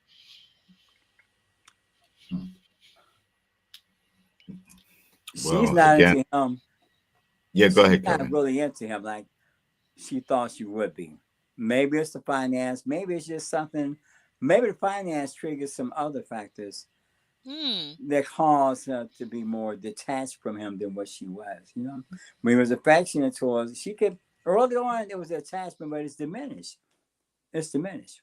She's not as attracted to him as she thought she could be. Whether it's the money or what, something is losing momentum and going downhill. Yeah, I think we need Kojo in here for that attachment style. Kojo, I got to get that book and study up on that because there are definitely so people all have different attachment styles, and I'm feeling like in this moment that Aries really liked Phil. He was cute, he's charming, he's kind of laid back. He's just the right amount of chill and just the right amount of alpha male for many of us women that are of a certain age, right? I found him very attractive. But I think that maybe after that initial attraction kind of wavers or kind of like it kind of levels out, not saying that it went away or went anywhere, but now you've got to ask these real serious questions and find out, are you ready for that next step? And him saying that he has all these issues, he's changed careers, he changed for this, he changed for that, he's not sure. He's sounding like he's not really sure about a lot of things financially, and I think that that's worrisome to her. And I Yes. think that also, as people have pointed out in the chat, this is another thing that we're really probably not going to zero in on, but you got to realize that she lost her father. And for a girl, I don't know if she's a daddy's girl like I was, but for a woman losing her dad, that can mean so many emotional things that maybe this really isn't a good time for her to even be dating right now. Yes. Right. And that's why he said she's dealing with a lot of things that aren't necessarily to do with him. Right. And Yes. I think this is the problem. He is now having doubts because she doesn't have faith in him and his Mhm. financial ability. So he's having doubts in their connection. Mm-hmm. So, Okay. it's the byproduct of her fears coming true. And he seems to indicate that, you know, he's in a better place now, but it just doesn't satisfy that need that she wants Mhm. she wants to get to the bottom of. So he is now looking like he's ready to check out if she continues down that line of questioning. Um, and that's why I think he was expressing his frustration, because it's like, with all the things that they have in common, you keep reverting back to this one thing. He's never going to be Mr. Perfect. Right. Nobody has all of your boxes ticked, especially coming on Ready to Love. The success rate is very low, right? You're not going to Okay. get someone that ticks all the boxes. Otherwise, they wouldn't be on the show. They would have already been snapped up and been in a relationship, marriage, whatever. So, like, I think because she doesn't have faith in his earning potential, or whatever the case may be, he is now looking at her as, okay, well, if you don't believe in me and what I say I can do and what I've answered you with, then it's making me believe that you have lingering issues that stem from something that you've been through. And if that's the case, he doesn't want that to be taken out on him, because that would be unfair. You don't come into any relationship with previous undealt with traumas or issues and then try to, you know, um, blast your new partner with them, because it's not their fault. So that's where that whole sit on the bench and heal from. Take the time, sit on the bench, heal from whatever your triggers and traumas are. Then you're capable of going into a relationship with an open slate. While you're bringing in stuff that Mm. you already have lingering, you're going to pollute the relationship and ultimately cause the end of it if you haven't resolved those issues. Okay, I got a quick question. Thank you. That's very good. Very good point about her healing. But I got another thing that just occurred to me. And guys, I hate to just throw this out here randomly, but it just occurred to me. Phil is also the guy. So not shown on the regular show Ready to Love, but if you go to YouTube and you go to the own channel, you go to the Ready to Love page or whatever you call it, right? They have Mhm. these snippets of various dates. We saw Phil, I believe it was with Sierra with an S, where he admits that he was a cheater, pumpkin eater. So, Mhm. do you think that could it be possible that maybe Aries' concern about stability is not just financial? Could it be because she did say that she wants a partner that is loyal and stable? So Mhm. loyalty, I think, definitely goes to like you're committed to me and not to dating and having sex with other women, right? Mhm. Is that possible? Yep, Did it anybody is. else see that? Did you guys see that with he and Sierra when he talks Yeah. about how he cheated on his ex?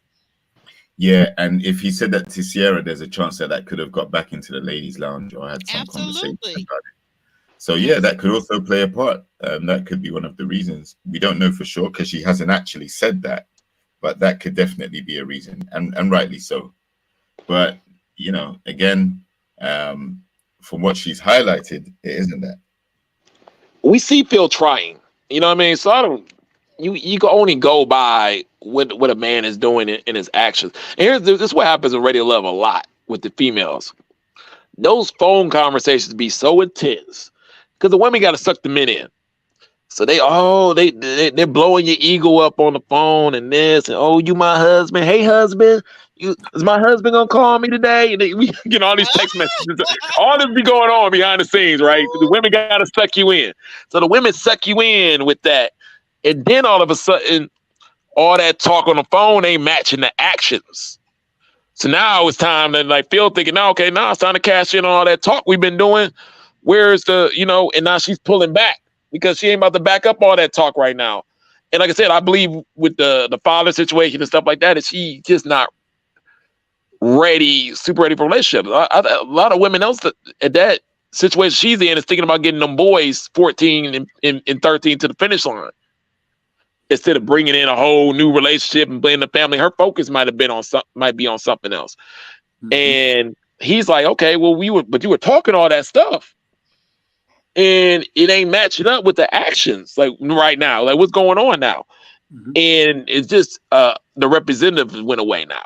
It's no when you get to this stage of the show, there's no more representatives now. The representatives are starting to go away now because everybody's basically about as far as they want to go.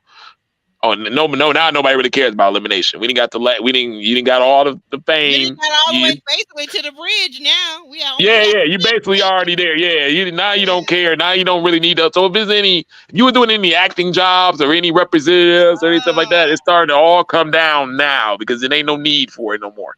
You can take the mask off. Uh-oh. JR, And JR, if no, you're go ahead. there, I'm sorry, Ron. Do you agree with that? Do you think the masks are all falling off right now at this point? Yeah, they are, and that's why the relationships are crumbling. Mhm. Mhm. Like I seriously watched this episode, and I was like, I can't see one single genuine connection anymore. I had hope for Aries and Phil, but the others, no, man, I don't see it. The Marcel coming off, whoever was portraying himself to be, someone who was down for having kids and been a year and getting engaged. And now he's talking different and Mhm. Mhm. doesn't want that anymore. Like, so yeah, I would agree. And so that's because the rubber's now gonna meet the road. Next episode is the bridge, where you ultimately decide whether the connections you've been building with that person Mhm. are worth trying to have a relationship once the cameras stop rolling. And Mhm. I think it's going to be a zero. I don't think there's one couple that's going to make it. I agree because whatever you thought you have, you don't have. There's no strong connection with any of these couples and prospective couples because, but then again, you haven't signed any. It's good in a relationship. It's good to know where you stand. So far as the relationship and progression of it, because then you make a Right. decision about staying together. Better that you fall apart now than fall apart after you get married, if that's your goal, So you done with your part. You got to know one another up close and personal, so you can make a decision about is this person that's you can spend time with beyond this moment. Hmm. That's a good point. That's a good point. We see in the next scene as we move forward, Quentin and Lee, because they say that they needed to have another date.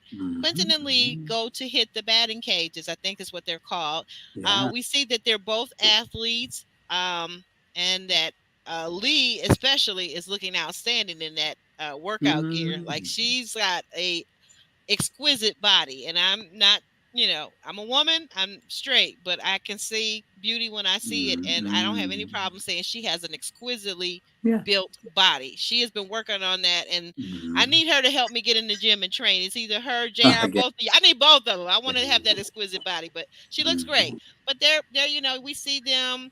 He shows her how to hit the ball, so of course there's a level of closeness, closeness that must be comfortable with in order to do that. And then she swings and she makes a home run. What do you guys make of this scene? Calvin, you want to start us off? Yeah, it goes back to that previous scene when they had another athletic endeavor when they was on the steps or something. They was having some athletic endeavor. Oh, were they fishing? Was it back when they were fishing? Well, at before the that, getaway? there was another scene. It was in some kind of setting Mm. where they was playing some kind of game, and they were very athletically endowed. Lee and Quentin and Janelle was sitting on the sideline like, I'm way out of the place. step dancing at the getaway, the step dance. I'm way out of place. So therefore, yes, he knew it was something then they liked about Lee over Janelle, but Janelle wasn't having it. You know, you my man. Nobody else could have it. I got my claws out and you. So therefore, he did miss a lot of opportunities to connect with Lee, but he didn't take advantage of it because he was too smitten or up under the thumb of Janelle. So he's conflictual. He's not committed to Janelle, and it's too late to be committed to Lee. He missed a great opportunity. You say Quentin missed a great opportunity. Yeah. Yeah, I think he did. And he knows that. I do too. Because as far as compatibility, their personalities is more congruent. Janelle would be a big disappointment, I think, because if he got out of line, she's going to put him back in line, you know? Right. Mm-hmm. You guys, Ron, you want to give or JR, whoever, you want to give a stab at this? You want to take your... I mean, to me, it sounded just like a goodbye. You know what I mean? Like it was like it was. I liked the scene. I actually really liked this scene because I thought it was like Quentin finally really played himself, and I felt it really opened up. And it was basically like, I'm not about to break this alliance up. We made it this far. I'm not going for him to switch over to Lee right now. Yeah, that's a hard move to throw on Janelle. And you're not gonna get away with that scot-free. So he can't do it. It feel like he kind of wanted to. Like he was like, "Mommy, I'm actually kind of feeling her. This is growing on me a little bit, but I can't do it. So what do you want me to do, Lee?" That's basically what he was like looking at her and saying, like, you know what's gonna happen if I throw Janelle under the bus in the fourth quarter. I can't do it. You said it yourself. You guys are two women, polar opposites. I started this. We started it with whatever it was, loyalty, whatever. And he's like, I have to finish it. Maybe we can get together, get something, later, off camera, stuff like that. But for this TV purposes, I can't make a switch on her towards the end, even if I wanted to. Yeah. And Janelle's Lee's realizing now, you're right. You can't do that. Yeah. You can't. He has no choice. You're right. It doesn't, and this is what I mean. He shut down the connection with Lee. He started off having a good connection with her. Then we didn't see them for a few weeks, and then got focused on Janelle. And then, when Lee and him have had the opportunity to rekindle something, it just hasn't worked because, like Calvin said, Janelle's got the claws into him and got his attention to a point where he has decided to remove himself from the process to a degree, saying that he's exclusive to Janelle. So this date, to me, it looked like a date that really could have worked like earlier on in the season. Though, like if this had happened in that quiet spell when they weren't being shown together, then I would have hopes that there's still something there. But the fact that it's come now makes me feel like it was Lee's attempt to show him, this is what you could have had, and you don't have it anymore. Look at the way we get on. That's We're both. It was that classic goodbye. That classic goodbye. Exactly. Like Ron was saying. Yeah, Okay. exactly. Lee's not innocent either, though, because if I'm Quentin, I'm not about to battle Chris. When I got Janelle with no competition, scot-free line to the finish line, why am I want to go up against Chris when Chris was there? Because like the thing is, Quentin ain't afraid of competition. He went against Herbert for Janelle in the first place. He sure So did. he ain't afraid of competition. But I think the fact that Chris is gone left Lee with no other option but to try and pursue something with Quentin one last time. I don't even think it was genuinely to try and get him. I think it was just to show him, look, this is what you could have had if you gave me more attention. Oh, that's why she wore that but- workout outfit, huh? Exactly. Came in there like, And Lee didn't go up bam! against Janelle. Lee did not go Exactly. up against Janelle either. Exactly. So that's why I think there was a, he was a bit. It was shocked. I get the got you moment, but if I'm quitting, I'm like, shit, well, Chris was just here. You know what I mean? In my head, as a castmate, that's how I'm thinking. Like, you ain't that much in love. Who is it? What is the big deal about battling Chris versus like JR said, he already competed against Herbert. So what's Chris the is a lot stronger contested castmate than Herbert. Come on now, we're just gonna keep it real. Like, if I'm sitting there and I'm laying out the playing field and stuff like that, I don't want I'm taking Herbert over Chris anytime if I got to compete against one of them for a female in that situation. I'm just gonna keep it real with you. If you're Quentin, aren't you confident in yourself? JR, do you agree with that? That We in a game show, it don't work about confidence. It's just strategic sometimes. I get that it's strategy, but I'm asking JR now. Okay, Ryan, just hold on a sec. JR. No, I don't agree with that, because Herbert had a connection with more ladies than any of the guys there.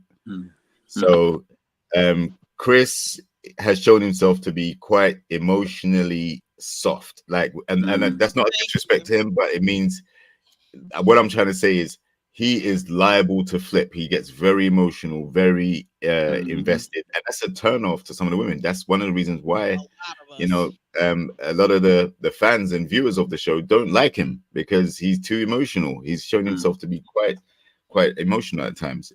Volatile outbursts, crying earlier on when talking about his mom. So, there's a few things with Chris that would turn off more women. I think Herbert's big flaw was that he's too easygoing. So he's easygoing enough to get on with all the ladies. He's easygoing not to be urgent or immediate about having a family and having kids. And that rubs some women the wrong way.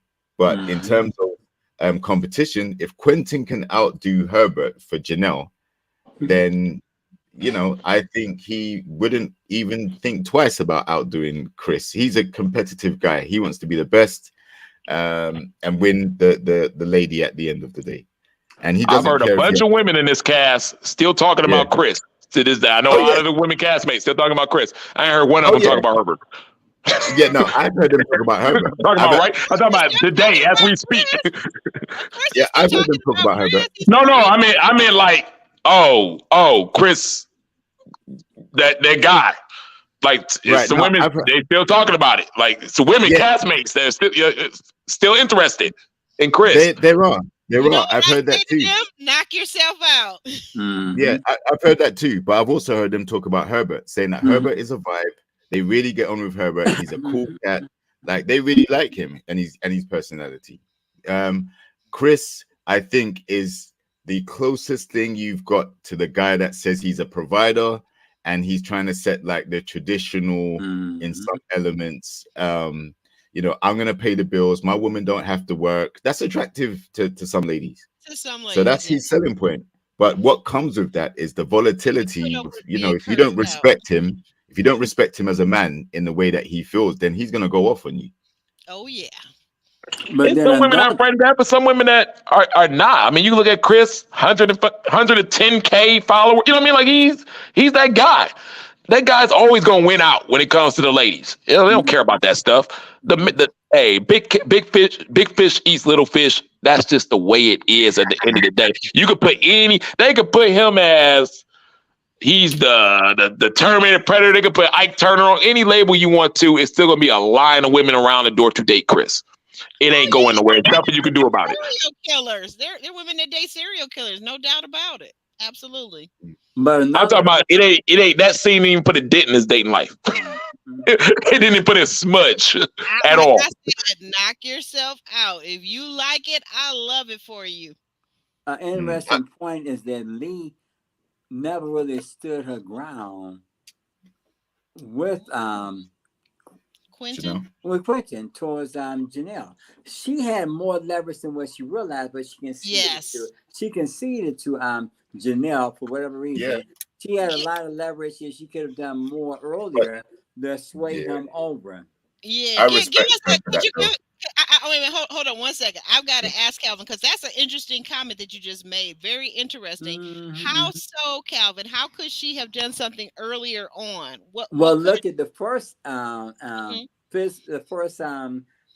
event where they were into the athletic endeavor, and during the stepping, she was so into it, and Quentin was observing something about her that was so appealing. But Janelle, she was on the sideline, like I gotta get him away from this kind of stuff, because I'm losing ground. But she didn't realize the kind of appeal that she had towards Quentin, because she was intimidated maybe by Janelle. Maybe.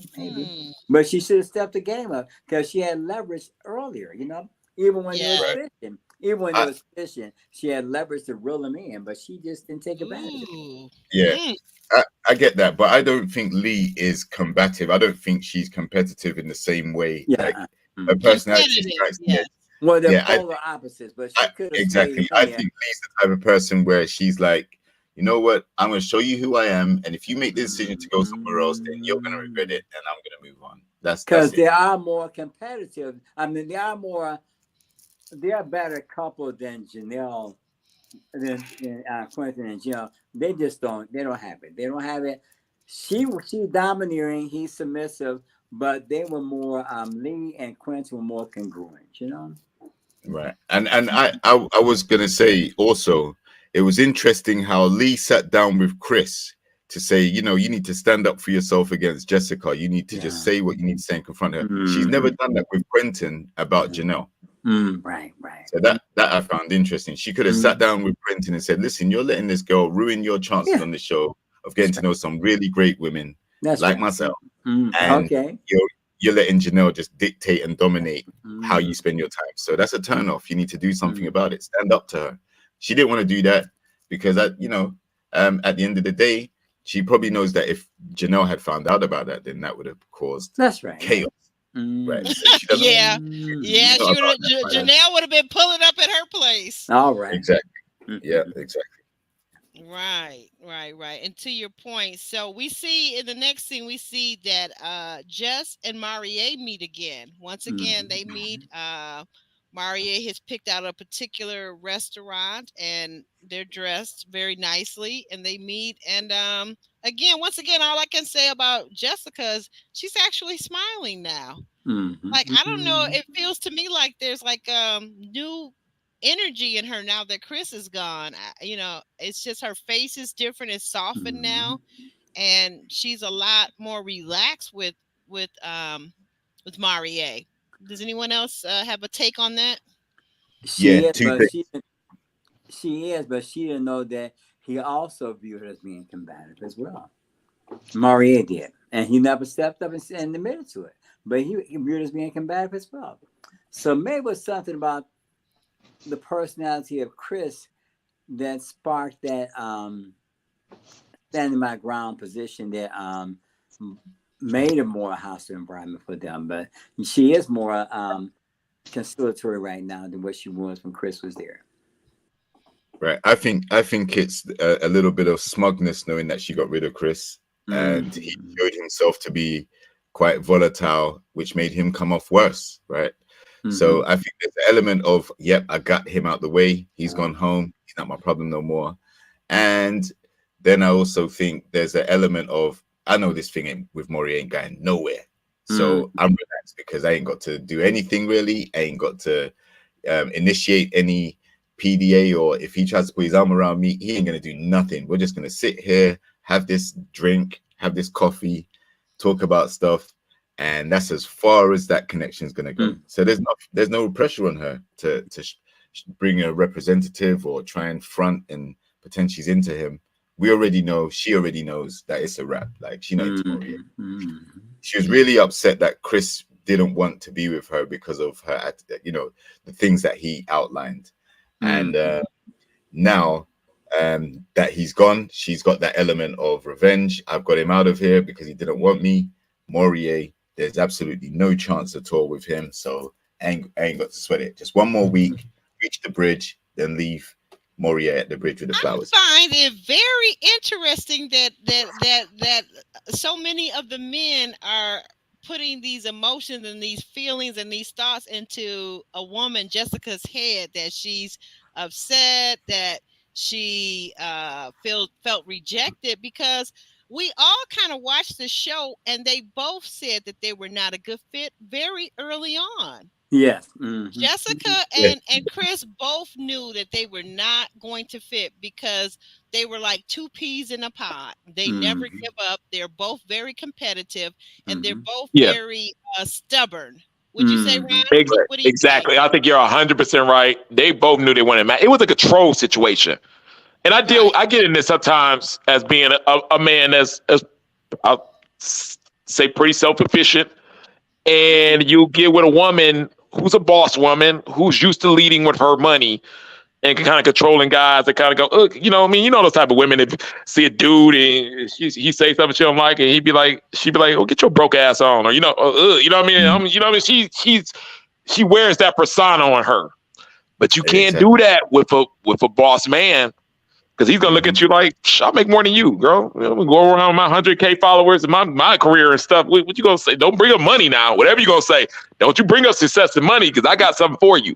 Now get out of my face. You ain't that fine anyway. Like, that's Chris going at her. You know what I mean? Like, could say to her, she don't have no control over the situation. So getting rid of him was her way of controlling the situation. I got you. I still got you, even though, you know what I mean, I couldn't get you in a traditional way that I might boss up on another guy with my masculine energy. I got you another way. It was a competition in between them.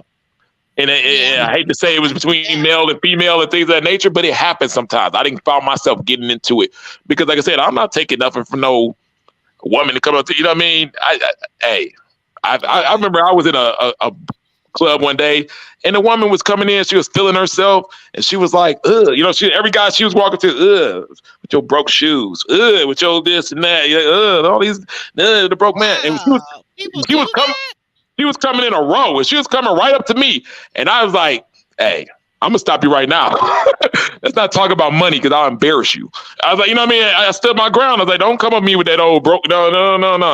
I got mine. Don't do that." And gave her that look. And, she got to take that and walk away with it. You know what I mean? They don't like that. So if you got a woman that's used to wearing, a lot of women lead with money. You would be so surprised how many women lead with success and money first. It's ridiculous to me. They got all the beauty, all the feminine energy, the sexy body, everything that could drive a man crazy. But you want to lead with money, the thing we don't care about when it comes to a woman. Like, that's their persona. That's their confidence. In your career, you used to being around the boys, acting like the boys. So I realized you're not a boy. So say that again, Calvin. You're out there around the boys, being a part of that culture and constructing. So you used to be acting like one when you're not. You're supposed to be there, like you said. Your brains first, and your beauty shows, but you don't have to be trying to pass out dollar bills every step you take. You're not a man. You should be able to use other qualities, because it comes as just out of character. But it's out of character for a man, but it's definitely out of character for a woman as well. And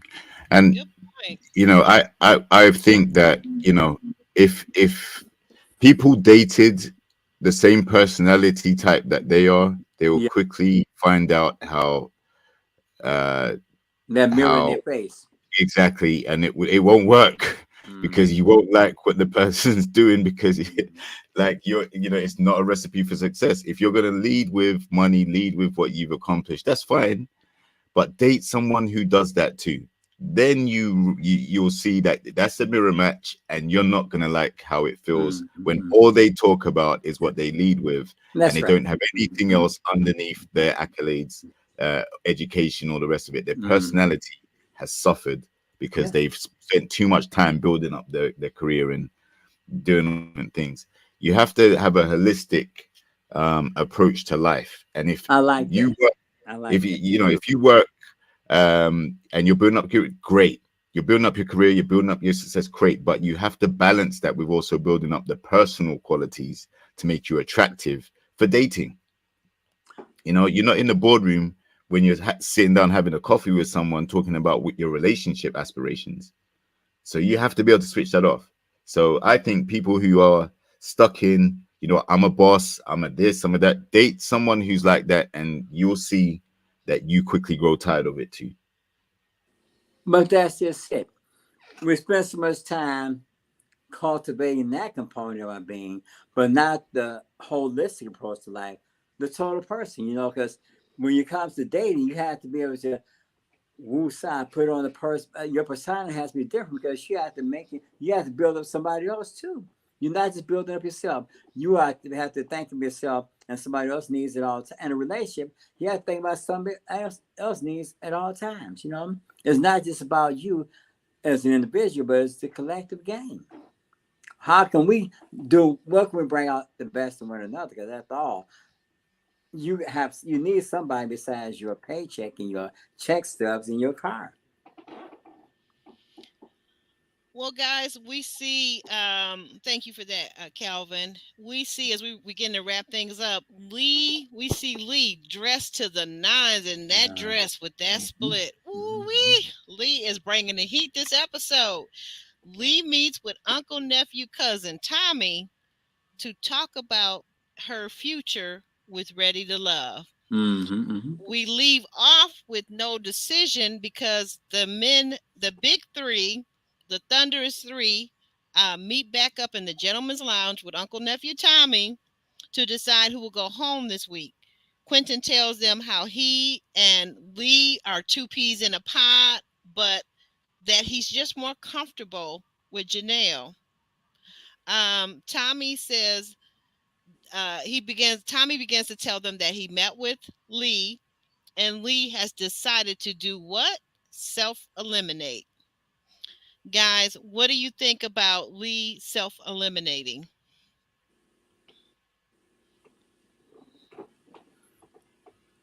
Calvin, you want to?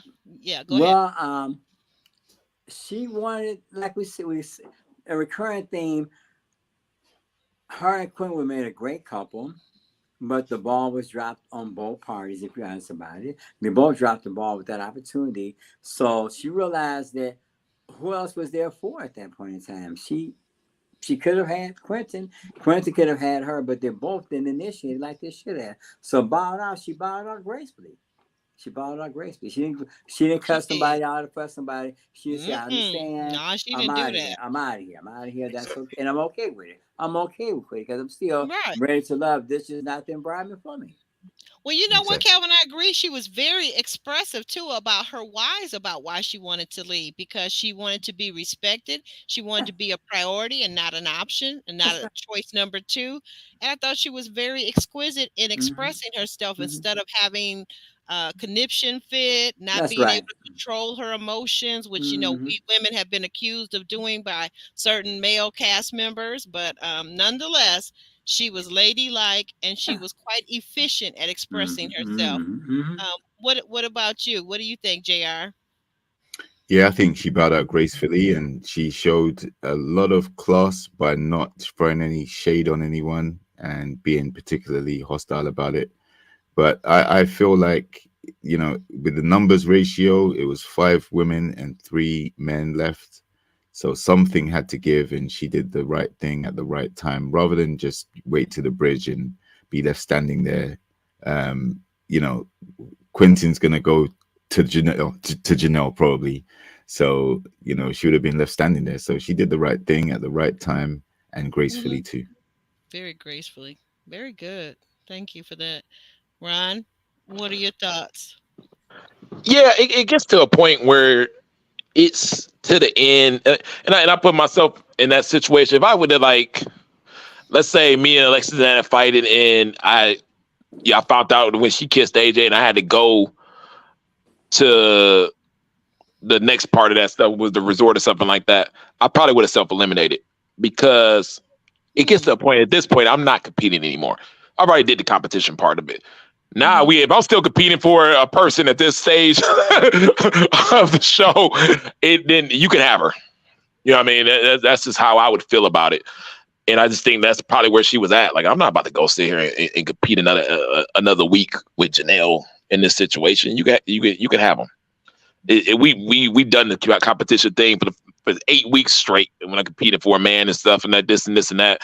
If he don't want me for now, he ain't hunting, he ain't doing this and this and that. If they're not clear of what they want by this stage of the show, I'm done competing. And yeah, I'm time to go home. Mm-hmm. Mm, right. So I think, like everyone said, she did the right thing to leave. For those in the chat, we also know that sometimes when they want to self-eliminate and they've gone to production, they've gone to Tommy, they're not always allowed to eliminate exactly when. It has to fit into the storyline. So I Mm-hmm. think this definitely fit into the storyline at this point, this late in the game, right? Um, and so basically, we see that next week coming up, we've got the women are taking the men to meet their family. Mm-hmm. Any thoughts about that? Oh, and I'm sorry, I left out. Tommy says to the men in the gentleman's lounge that this week they will not eliminate anyone because I'm sorry, not Katarina. Lee has stepped down. She has self-eliminated, so there's no need to eliminate another woman. So we do have, as JR has pointed out several times, we have still a disparity. We have 4 women to 3 men. So Mm-hmm. any thoughts about next week and the meeting the ladies' family? Any thoughts about that, I, gentlemen? I think this is the first time where on the same season you've got to meet both the men and women's families. They Yes, usually rotate it. yes, Um, you are absolutely right, Jr. yeah, so I think why not? Um, it's another way to see if the person you have the connection with unravels, or if they go further along in your estimation and cement the connection you feel like they're gonna have. Um, Sometimes getting an outsider's perspective, a close relative, may actually help, right? So, but I'm not sure if it's even going to cement any connections. I mean, there's a possibility, but I think it's pretty much set in stone that there isn't going to be any couples, in my opinion, that walk off together. You don't think so at all? No, I don't. No, no, no. Aries and Phil let me down, man. I thought they were going to be the ones, and it's not a shot to them. Like, I get Aries' concerns, and then I can see why Phil's also frustrated because it's the same repetitive questions. But Mm-hmm. yeah, I just don't. It's a deal breaker for Aries, and it's something that she's obviously have concerns with, and rightly so. She has 2 kids to think about as well as herself going forward. Um, and I'm not sure if a family member is going to be able to convince her, or get him to answer in a way that reassures her. So there's that. And then with Quentin and Janelle, from the clips we saw, it looks like she was talking about we can adopt and have a dog, and he's talking about he wants 3 children, and she's like, that's not going to happen. So Right. yeah, and then we've already discussed Morier with Jessica. I don't see how him Yeah, moving to and Africa. Marie, by the way, to your point, if I can say real quick, Yeah. JR, and tell me what your thoughts are. Good point. Marie says that he is comfortable with what he has. I guess he sounds like he has 1 son, and he may be Mhm. 1 son and done. He's okay with not having any more children. Yeah, exactly. So I'm not sure if the family members are actually going to be able to change anything that we've already seen, to be honest. Mm-hmm. Hmm. That's a good point. That's a good point. But I guess whether it's not their necessarily what their point is, perhaps not to change things, but to give that person who they're there for, their niece or their daughter or their sister or their, close friend, to give them maybe some insight on something that they may have perhaps missed because they're emotionally or more closely involved with these people. So maybe that's the job of the family. Do you think? Mhm. Yeah, it could be that.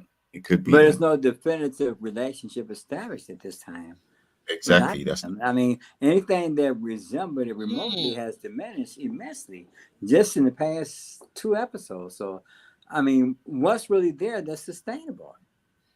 mm, As breaking down, is breaking down Some a rapid something, descent. When you think about it, it's rapid descent. yeah, but something that I believe it was Phil, or no, I'm sorry, it was Marie, that he said something that I said, wow, he's waiting till the late in the season to drop these gems. But something that Marie said, he said that relationships, and I find that this is very true. Maybe everybody won't agree with me. Relationships are going to have their ebbs and their flows.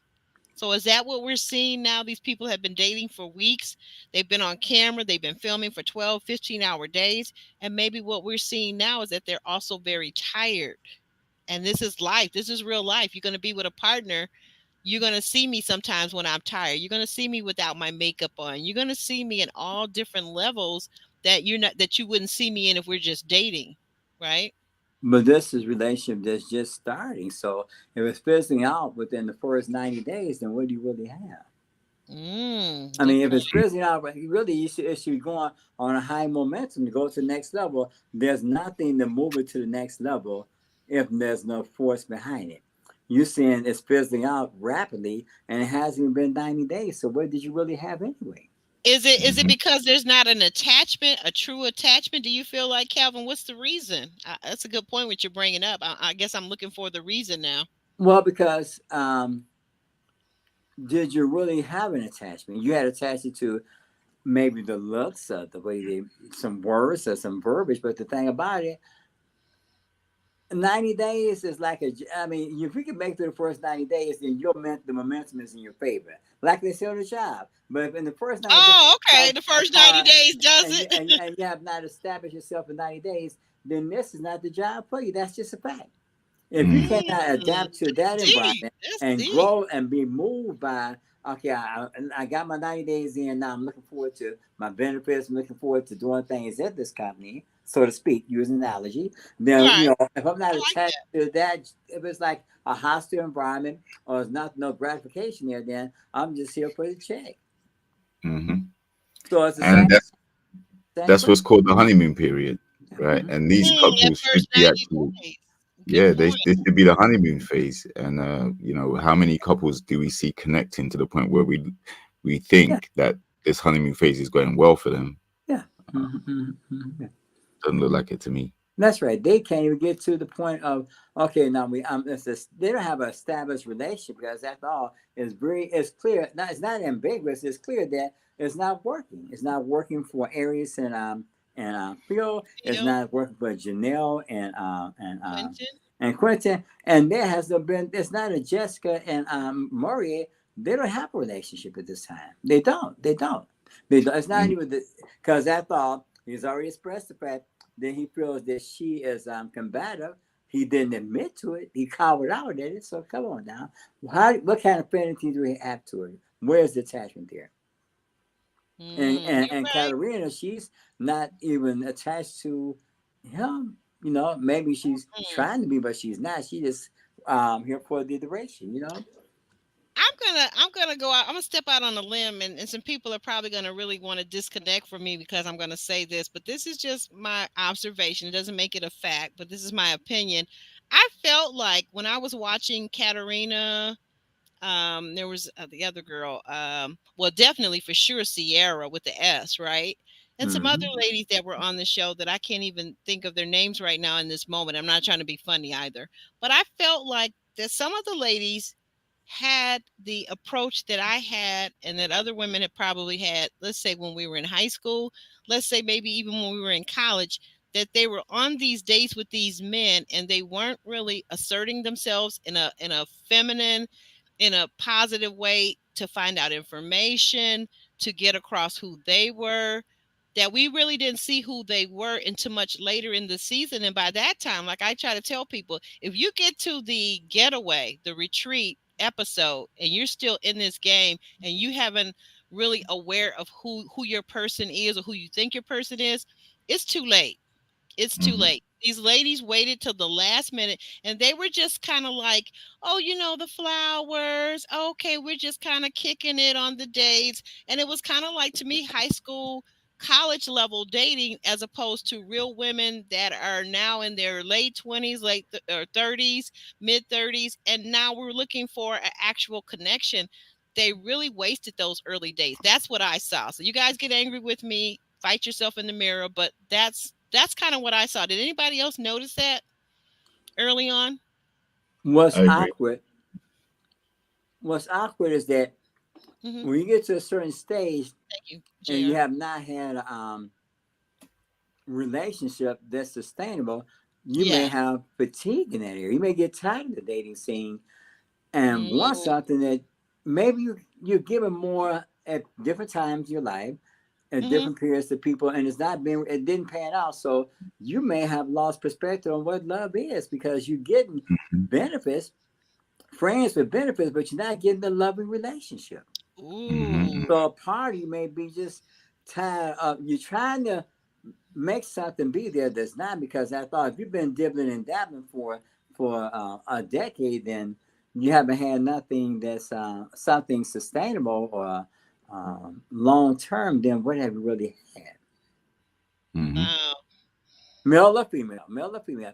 If you haven't had a Right. relationship that's endearing, that's more casual and convenient, what have you really had with them? You ain't 30 something years old and you're not married. You haven't. Some of these people have not been married. So what have you had in that time frame?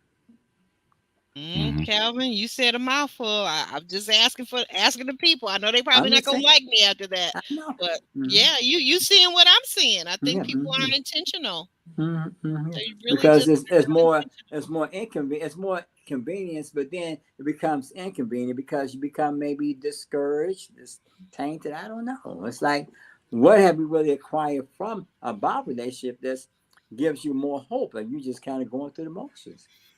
Mhm. Wow. JR, you have some closing thoughts, and we're going to go ahead and wrap this thing on up and get on out of here, guys. But I have enjoyed this conversation. I really have. Mhm. Me too. Um, like I think you're right, Calvin. I think sometimes people go away from what the show's actually meant to be about, because Yeah. you spend so much time getting to know people and you may get lost in the source a little bit.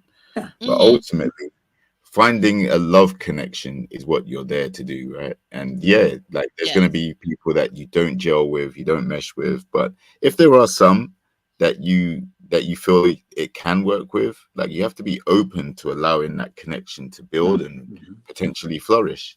And if hurdles and obstacles start getting in the way and you start putting stuff there, based on previous situations or anything like that, then it's gonna cause a problem for your connection that you're trying to build in Yeah. the show. So Mm-hmm. yeah, the reality is if you're looking for love, then that would be paramount in how you Mm-hmm. uh, vet and date, instead of trying to promote your business or get to the bridge and not get dismissed early, and all those type of things. They're superficial things. The Yeah. reality is, are Mm-hmm. you looking for love? If you Mm-hmm. are, then try and find it, because that's what Yeah. the opportunity is for. Be open to it. Be open to it. Exactly. Mm-hmm. Yeah, very good word. Anything you want to tell our audience and tell people in the chat and our members of our channel, like Ray Venus, Monique King? We want to thank you guys for being here. LMV, always a great time. Thank you for moderating and being so wonderful. JR, we'll start with you. You want to tell them about your channel and what's going on over on your channel and where we can find you at, where they can find you at? Yeah, you can find me on JRX TV on IG, Instagram. You can find me on JRX TV on YouTube. JRX TV Instagram is more about health, fitness, holistic approach to just general lifestyle. So you see exercise videos personally taken from sessions or things like that, or just me doing my workouts, a little clip, or a few different nutrition and health well-being type of Mm-hmm. posts as well. And then on Okay. my YouTube, it's different because you also have to factor relationships and how they play a part in your well-being as well. So on my YouTube, we have discussions about TV shows, the reality TV shows, the Black community, things like that. So it's more about relationships on the YouTube, health, fitness, and well-being on the Instagram. Mm-hmm. Like, share, subscribe videos. Check me out, as well as the other panelists too. All right. right, all right. Very good, very good. That's JRXTV, and a few of our people in the chat last time around did not realize that you are a trainer and you're into physical fitness. So yes, he is. Yes, Yes, he I is, am. guys and gals. 10 years. 10 Oh years wow, solid as a personal trainer, sports 10 coach, years. Okay. osteopath, sports massage, deep tissue. Yeah, I've done all of that. I'm getting a I'm getting a Mhm. plane ticket. I know where I'm going on my next vacation. Okay, all Mhm. right. Calvin, tell us a little bit about your channel, your Instagram, and yourself. While I find your information, let me get that up there. Okay, Yes, thank you so much. Thank you. Thank you for this great opportunity. Well, thank you. I have spent more time on Facebook. I write about transformation and renewing of the mind and empowering how you think, and that your thought life is so important. I do videos also. I do quote. I write You're short an notes. author. I'm Oh, an author as well. Be You where's that book Transformed. at? Be You Transformed by the Renewal of the Mind is my Okay. first book. That's on Amazon.com. It's locally in Detroit at Baker's Bookstore, and it's also at God's World Bookstore.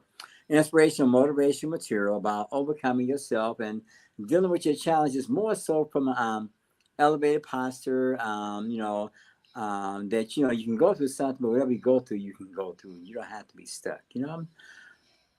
It's time for change, and the real change begin with you looking at your life in a more holistic way, not just your challenges, but how you play a great part in overcoming them. And you can.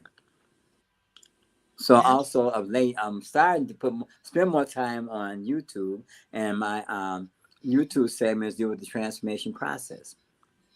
It's a thought life. Your thoughts can be your thought pattern can change your life positively or negatively. But be mindful of the thoughts that you entertain at all times, and the authority that your thought life has on you. And you're change agent by nature. I agree. I Yeah. agree. And Mm-hmm. Calvin don't want to show you his book, but it's an Oh awesome yeah. read. Wait a minute. Wait a minute. You gotta have that ready. Gotta have it I'm handy now. Come sorry. on, come I on, get come so on. I involved. like some people are calling you Uncle Calvin. I think I that might be know. your I next know, nickname. and I I like received that. that. It's Yeah, that's I beautiful. have That's them. a man of wisdom. That's right. That's right. I don't have one handy, but I'll make sure that I All right, will have one handy. next Yeah. week. Next Yes, week. indeed. Yeah, Yeah. because we definitely got to talk about next Yeah. week's episode. Yes. And real quick, guys. I don't know if either of you saw it. Well, I do know. Yeah, Jr. Because you actually sent it to me. You sent me the clip. Do you realize that on October 13th they're going to be doing a spinoff of Ready to Love called what is it called, Jr. It's ready to move, I think it's called. Oh wow. Something like that, Ready to Move or something, and it's bringing back alumni Varnisha Ashley from the Atlanta season, Varnisha from Ron season in Houston, uh Sharice, what is it? Sharice from Miami, and who's the other young lady? I There, think she's there we on go. another show. Thank you, Kelvin. And you say, what Thank is you. it? Zadia from Sadia, yeah. yep, It's Zadia. as far as I know, it seems to be around 4 women and 25 men to choose from. Oh wow. And they've Wow. got a dating coach. They got some kind of relationship coach in the house where they'll be living too, the four of them. So yeah, all right. Thank you. So I don't know, guys. That's gonna start up. Apparently the season is ending right before October 13th, but that will be replacing Ready to Love on Friday nights at 8 o'clock on their own network, own TV. So definitely something that let us know if you want us to review that, if you want, we're going to do something with that, I believe. So definitely you want to check that out. Those of you that are Ready to Love fans, or you just like you're fans of Vernisha, Sharice, Zadia. We're going to see how that's going to work out with Zadia and Sharice. Looks like they're already getting into it in the trailer. So I don't know, guys. What do you think? You guys watching that? Oh, Uh, Gerardo, you are a mess. Asking him how many calories in a PB and J sandwich. You're a mess. yeah, it's usually around between 350 and 400 calories, depending on the type of bread you use. Oh, he did. He did his homework, Veranda. He did his homework. See, he's telling you. He's telling you what it Mhm. is. So, and thank you, Roro, for those purple hearts. She knows that's my favorite color, and that has significance and meaning to me, guys. Like the video, like to get the video. If you're still here and you haven't liked the video, why not? Don't be All like right. some people on Ready to Love. Don't be that guy. Don't be that gal. Okay, guys, we're gonna shimmy and shake on out of here. We thank you for sticking around. It's been almost 3 hours. We've been on this internet, Yeah. on these YouTube streets, but we're gonna get on out. JR's got to go to work in the morning. And it's like, what time is it there, JR? 2:30 a.m. Oh, Wow. I'm Wow. sorry. I'm so sorry. I feel like That's okay. apologizing every time, JR. It's all good. You're such a cool person. Okay, but we're gonna get off, guys. We're gonna shimmy and shake. Everybody say bye, and we're gonna head on out of here. Bye. Bye. Have a nice evening. Have a great week.